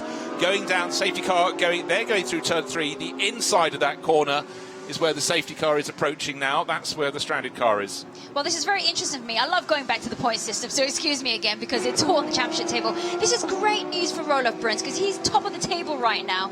This means he has edged his way into 7th position, probably a position that he didn't see himself in about 10 minutes ago. Okay, exactly so. Sitting on that advantage. It's 25 points for a win, 18 for second, down to 1 point for 10th. But in this race, with a 15-second disadvantage in the pit stops, and the fact that Manuel Metzger only managed to come in from 7th place, it really wasn't looking as though anything other than about 10th place was as high as they could aim. They're up in 7th, so indeed, but it's not just up into 7th. Roelof Bruns, as we saw yesterday, went from 5th, 4th, 3rd, 2nd, had the pace, starting to really settle in. Once the safety car has withdrawn, it depends how much the feel. And great news, of course, of Vidicon and Alex Imperatori, because now they are top of the table. They've got no points. So if everything goes for the next 10 minutes after the safety car, this looks like a sure win, but never say never, as I say.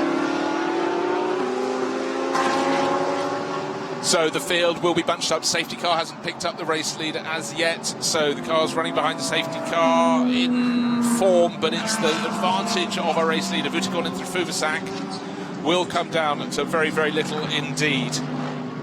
So for Vucicon into Fuvasak, but he and his teammate Alex Imperatori, they're on 20 points at the moment. Providing they go on to win this race, they will pick up 25 points. So we're into the final. How did we suddenly get to the final 10 minutes of this race? This is an hour that's really, really flown, but it really has been a race of two halves. We had all the pros going at it hammer and tongs in the first part of a race, and already we're forgetting the performance of Alessio Picariello, because he was supreme, confident in the head of the race. Yasin Manfar, really good job in second place, and both of them have cars that are out of the race. So of course there's a change, but 918 doing all it can, but still needs to be picked up by the safety car. The safety car only now is going around turn number 5 and 6. The car it needs to pick up is the car it just has picked up, because there is 918 on its tail. Where is the car in second place? Nowhere to be seen. Going into turn 7 is the safety car, and Vucicon into Fuvasak, and yet not come down out of turn 3 up towards turn 4 into our sight is the car in second place. It's now gone from a 10-second advantage to 50 seconds, so Wambo needs to pick up the pace. I think the teams really need to get on the radio and tell the drivers to close right up, because look at the clock at the top of the screen, under 9 minutes remaining. Well, this is why the safety car has slowed down significantly. Usually don't see the safety car this slow, but so they can make the catch-up.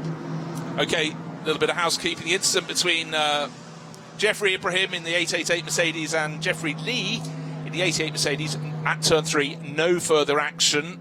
well, both cars out of the race, but I think we both probably came to the same conclusion that it wasn't the fault of the 888 Mercedes. It was a little bit of an assault, running wide straight into his flank. GT4, though, it is led by Takayuki Kinoshita, with Setiawan Santosa up into second place in the 111. Mercedes and Frank Yu in third place. Let's just have a look down the classes. Yesterday, victory in the AM class went to Vitana Motorsport. Who's leading the AM class today? Vitana Motorsport. So, John-Sebastian Nasser-Vahame sitting pretty in 11th place overall. That is impressive. But of course, this is a field that's had some of its richest fruit plucked from its flanks. So the safety car leading the field around. Importantly, of course, the race leader is at the front of the pack. And now Wanbo is 4 seconds behind. Okay, so the really, really slow pace of the safety car has allowed second to close up on first. But still, there's an enormous gap back to about 10 cars the rear of the field as the lead cars go out of turn 1 at very low pace. There's 6-8 cars that are yet to go through turn 11. Now they're coming down to turn 12. They're going at speed. They're catching up. But really what we have to focus on, Claire, 7 minutes remaining in the race. And by the time we've gone at this pace, or slightly better pace, to the end of the lap, it's going to be under 5 minutes left in this race. We'll have Vucicon into Fuvasak in 9.18 at the front. And then how many cars between him and 9.12? The 9.12 Porsche is listed as 4 seconds down. But how many GT4 runners are in? At the end of this lap. The safety car is going to withdraw at the end of this lap. And as I said, I expected that to be the case. But what I'm trying to do is count the number of cars from GT4 class, GT3 runners who've fallen and aren't in the overall reckoning between the race leader and Wanbo. So I'm looking to see where 9.12 is. That's Wanbo's car. Safety car in this lap, that is the message. The lights on the bar on the roof of the Mercedes will go out with about half a lap to go. Right, the back markers, or those who are running in that separate pack, would have caught the tail of this field. But where is Wanbo in the 9.12? 1, 2, 3. There are 4 cars between the race leader, including a couple of GT4 cars. The Porsche with the green flashes, that's Wanbo. Third is the 59 Audi, Burit Birambakti. Just see, 97, that's the car we were talking about. Roloff Bruin's first victory yesterday for Indigo Racing, and he, I expect, to pick up a few of the others ahead of him. He's got the 999 Audi as his next target. This is an opportunity, though, for him to overtake, and we know he has the experience. Bruce has been around for a long time, so this is an opportunity for him to jump a spot again and get closer to the championship points table. 5.5 minutes to go, 4 laps to the end. So this is going to be a massive advantage to many drivers out there.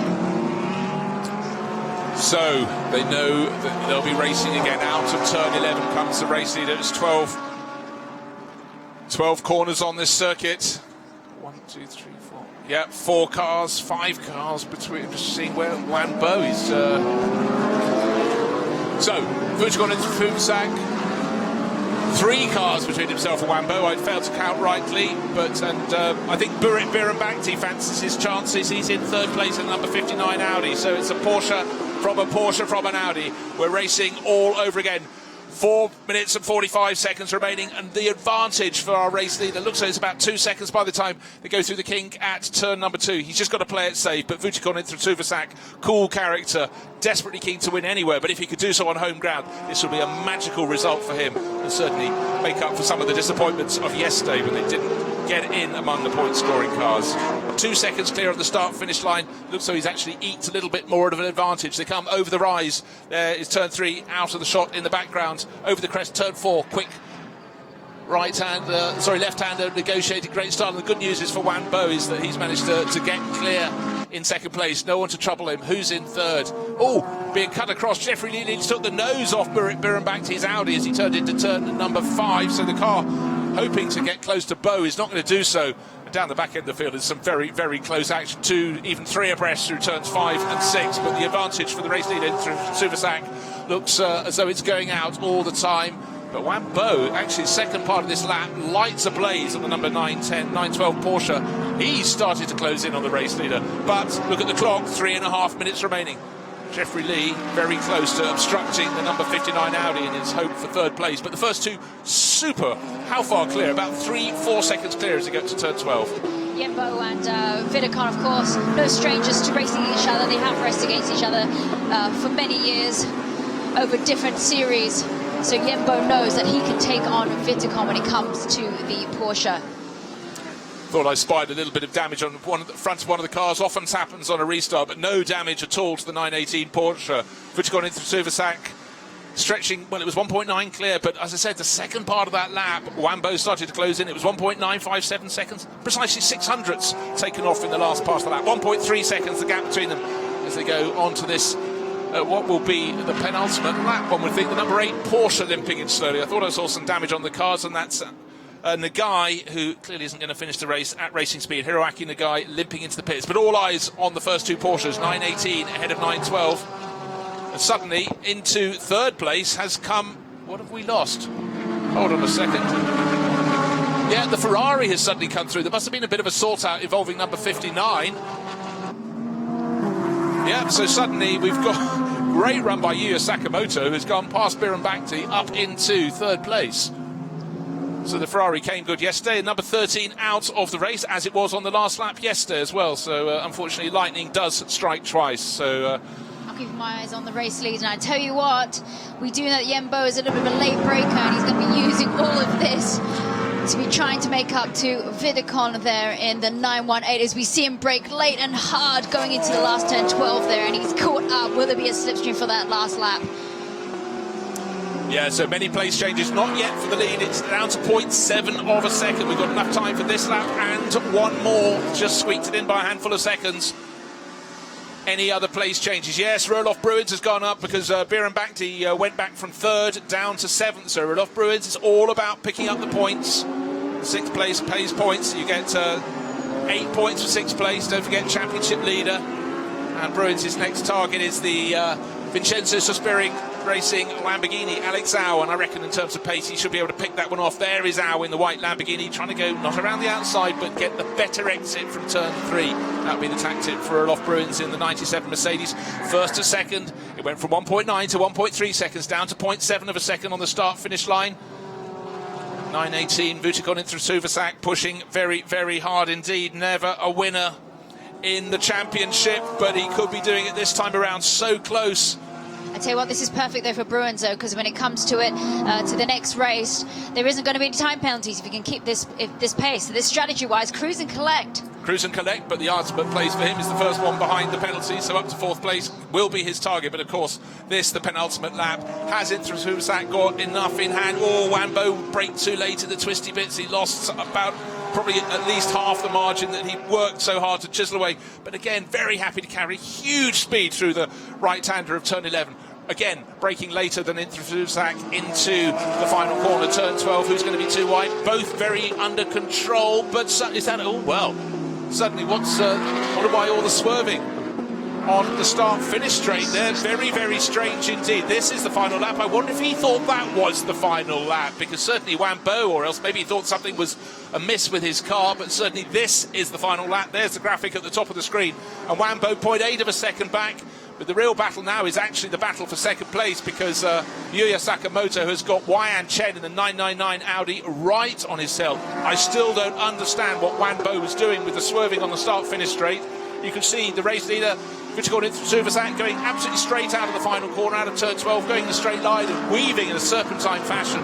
Well, I suppose that is how you weave. Just having a quick look at the classes. Down in GT4, Takayuki Kinoshita, but he's only is in the lead, but only by 1.4 seconds. And on that lap, changed second place in GT4 class with number 11, Brian Lee, moving ahead of Setia Juan Santoso. But it looks as though on this, the final lap, there's enough in hand, surely, for our race leader into Suvasak. Wambo in the 912 Porsche can get close, but not close enough, surely, to the 918 car that is leading the race. It's going to be Porsche from Porsche, and it looks as though it's going to be Ferrari in that third place.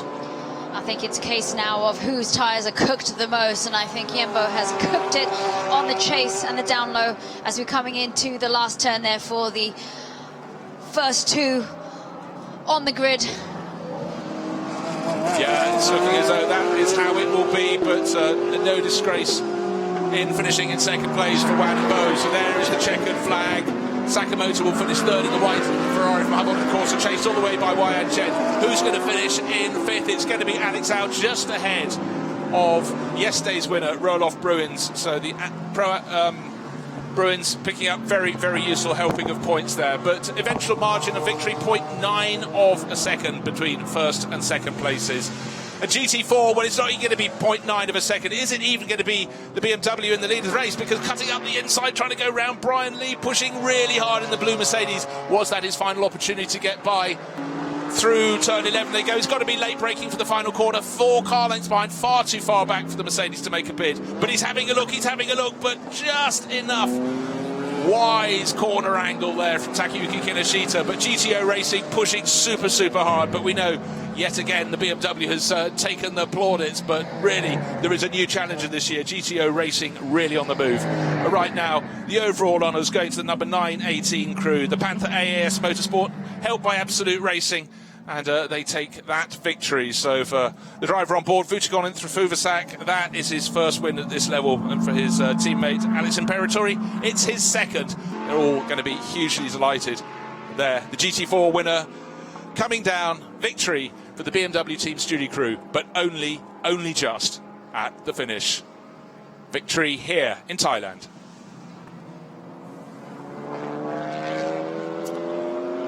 Top 3, Porsche, Ferrari. Good weekend for Hub Auto Course. Of course, they will all pick up success penalties to take to our next round at Suzuka in Japan in June. But right now, it's the pleasure of having delivered. It's also the delight that we ended up with in a meeting that was due to be strafed with rain, getting through all of that on Thursday and Friday. And now you can see full sunshine here at the Chang International Circuit. And to the winners, the spoils, Intrafuvasak and Imperatori, the victors. Wanbo chased so hard, but just couldn't haul it in. And that was a great run for the 912 crew into second place, starting quite a way down the field. So as the cars form up on the start-finish straight, we will go to the podium ceremony as soon as we can. But the drivers, they will be having their cars, as you can see, dragged into position. That's the correct way to park for 918. Wanbo's car is facing the wrong way. But anyhow, the drivers will hop out and we will have interviews from them when the camera is joined by Claire. But hot drivers, but happy drivers. And certainly the Hub also Ferrari crew in the background. They could be very pleased with life. Good result yesterday. Finishing right at the sharp end of the field, finishing in 4th place in the hands of Yuya Sakamoto and Andre Heimgartner, and 3rd place today. So they'll be vaulting up the championship table. But for Roelof Bruins, very important, leading the championship, sharing with Manuel Metzger this weekend. But keeping on scoring is what you need to do. And 6th place today, very good news indeed. But right there, Vutigon Intrafuvasak, winning anywhere is good. Winning at home is many, many times better. So he will certainly be relieved. Yesterday, it didn't go their way. Congratulated there by the series director, Benjamin Franisovici, says, off with your helmet and on with your cap. But great, I can hear a huge cheer from the grandstands. They're waiting for their man, Vutikorn, to take his helmet off. But certainly looking very, very good indeed. And not only was that victory for Intrafuvasak, but it's a Pro-Am victory as well.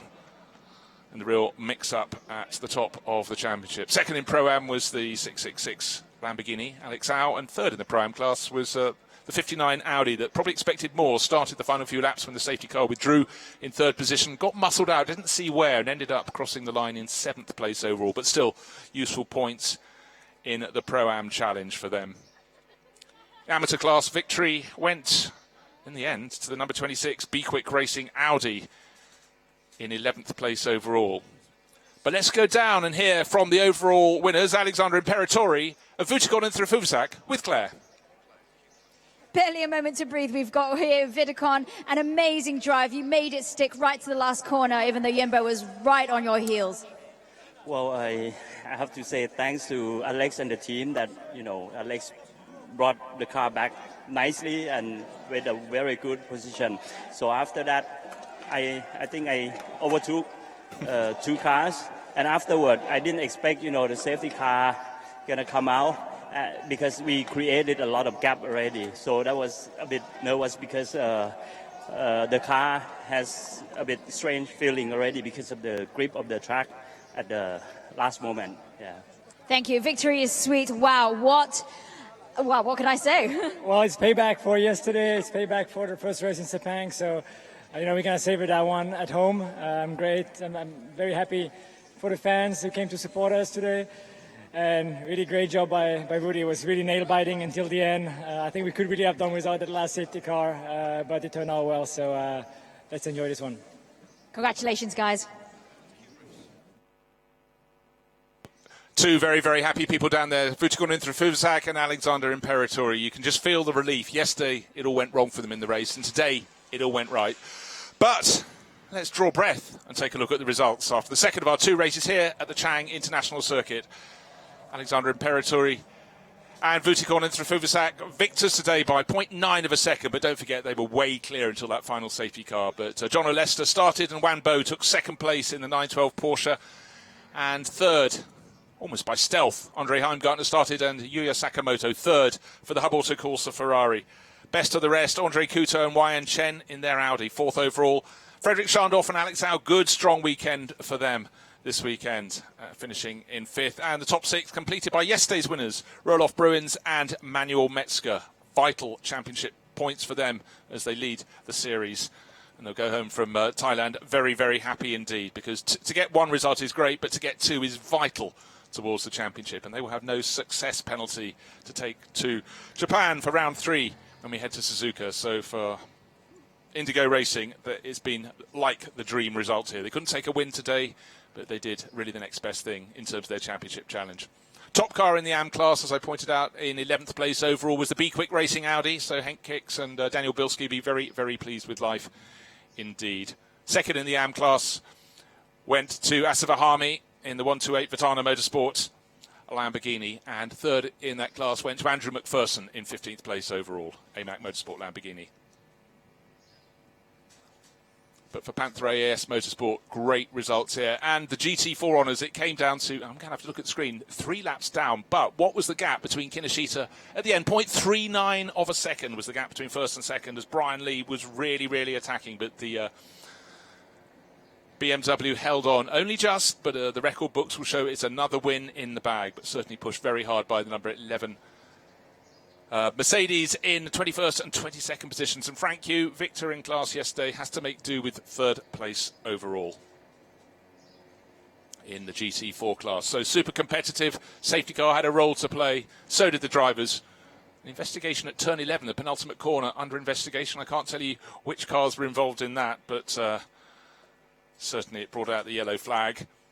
But it didn't affect the race leader at that point. So for Vutikon Inthra, what a weekend he's had here. Two sides of a coin. And in fact, I can tell you who was involved in that incident at turn 11. That is where the number 13 Audi had its problems. Yes, we saw that at the side of the track. I've now worked out that was the faller. So that was Jingsu's son. Parked up, no points for them today. So the podium ceremony about to follow. And we will hand over to Claire, who's moved from doing the driver interviews. Welcome to the Here she is. ceremony of Race 2 Blancpain GT World Challenge Asia at the Chang International Circuit. We will start this ceremony with the overall winners. We welcome with applause in third position, car number 27, Yuya Sakamoto and Andre Hind Gardner.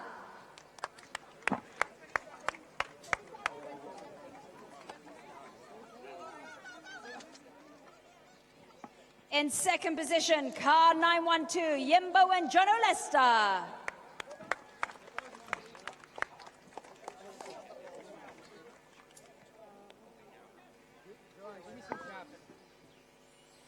And in first position, car 918, Vutikon Inthra and Alexandra Imperatori. Great to hear from Claire, calling them out. There's Alex Imperatori, delighted. And Vutikon appears to have brought a photograph of, the photograph of the King of Thailand. That is exactly right. A Thai driver winning here in Thailand. No wonder Vutikon is so excited down there. And shake of the hands and the trophies presented by Patrick Pan of Pirelli Motorsport. And all the sweeter for Vutikon up on the top step of the podium there. You can see the delight on his face. And no small amount of relief, of course. It's super competitive in the Blancpain GT World Challenge Asia, and they came out at the top of the tree. Quite a lot of the top runners took a tumble today. Their tumble came yesterday, and the 918 Porsche crew from Panther AAS Motorsport got it all right when it counted here on Sunday at the Chang International Circuit. They take the 25 points for victory. The Czechs, presented by Benjamin Franisovici, $10,000 going to the race-winning crew. So extra reason to be delighted. That pretty much is that from us here at the end of round 2 of the Blancpain GT World Challenge Asia. Do make sure you join us at the end of June when we head to Suzuka. It's been fun. I've been Bruce Jones.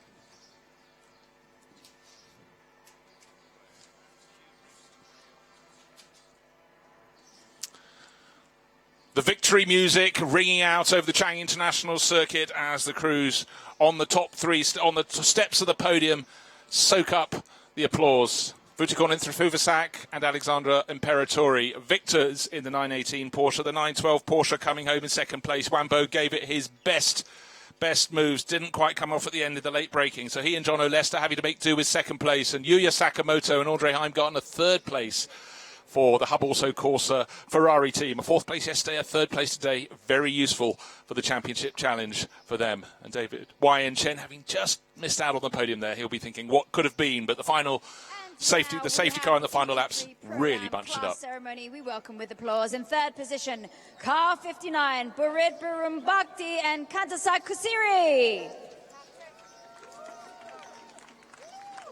In second position, car 666, Alex Au and Frederick Schandorf.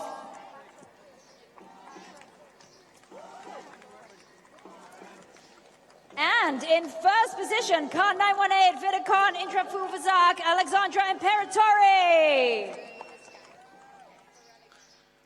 If the drivers coming to the top step of the podium look familiar to you, they're the overall race winners as well. So don't forget, all the more impressive, a Pro-Am winner. Vutikon is the Am. But I'd suggest he's getting too good for that because certainly he didn't put a wheel wrong. And Alex Imperatori, what a pro he is.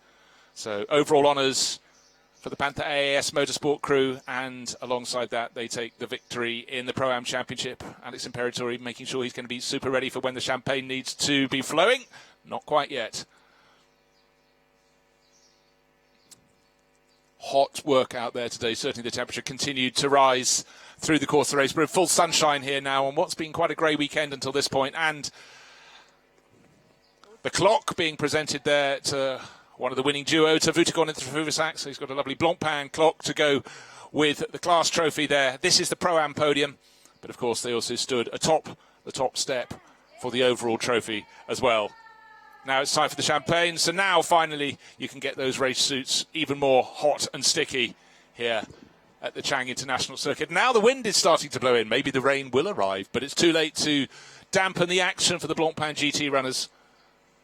And plenty of delight there. So just to point out the Vincenzo Sospiri Lamborghini crew, 2 podiums in 2 days for them. That's Frederick Schandorf in the 666 Lamborghini that he shared with Alex Au, and third place on the podium. The number 59 crew that got muscled out in the final few laps, Burit Birumbakti and Kantasak Kasiri in the Absolute Racing Singer Plan B Audi.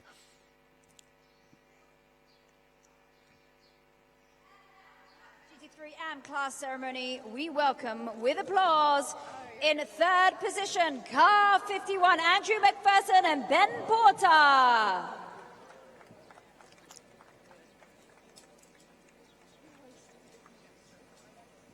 In second position, car 128, Chonsawat Asafaham and Ikehiro Asai. And in first position, car 26, Henk Keks and Daniel Bilski.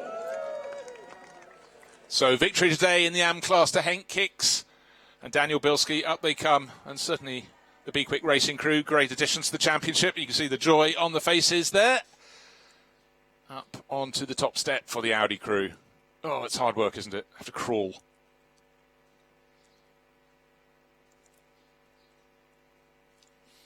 Hot work, hard work, but smiles all round in the Am class. Be Quick Racing, top of the step today. Yesterday it was the drivers on the left-hand step of the podium, the Thai crew from Vitana Motorsport. And today. It was kicked off by Akihiro Asai, handing over to Shonsabat Asavaham.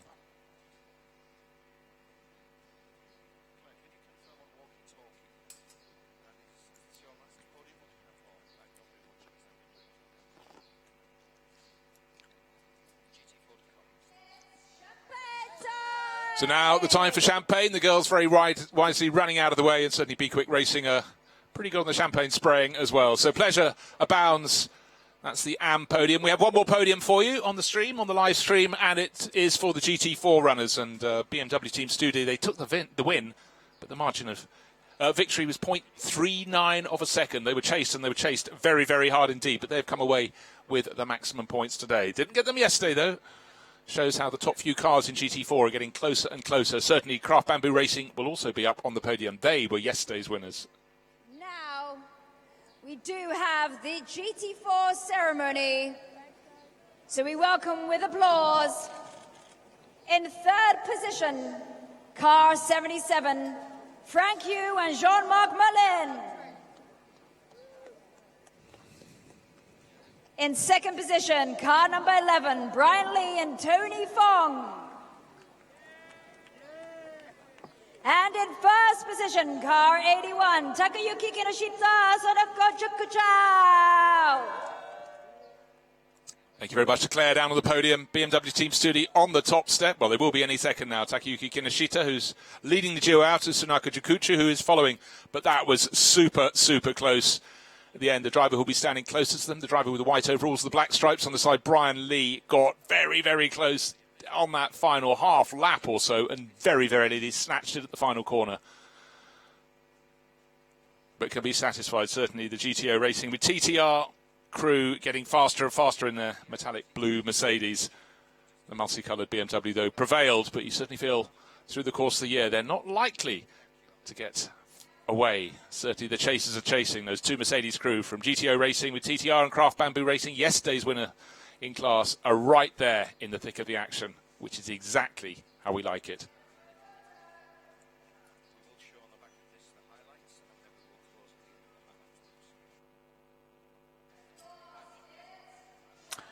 So checks aloft, trophies in hand, trophies down, bottle up, champagne to be sprayed. The last of the podiums, the fourth and last podium presentation here at the Chang International Circuit. 2 days of racing. We had rain before we got to racing. It was threatened for both days, but we're ending in bright sunshine and delight all round. Some really, really good racing around the circuit here. Chang International Circuit, very much a favourite with many, many championships.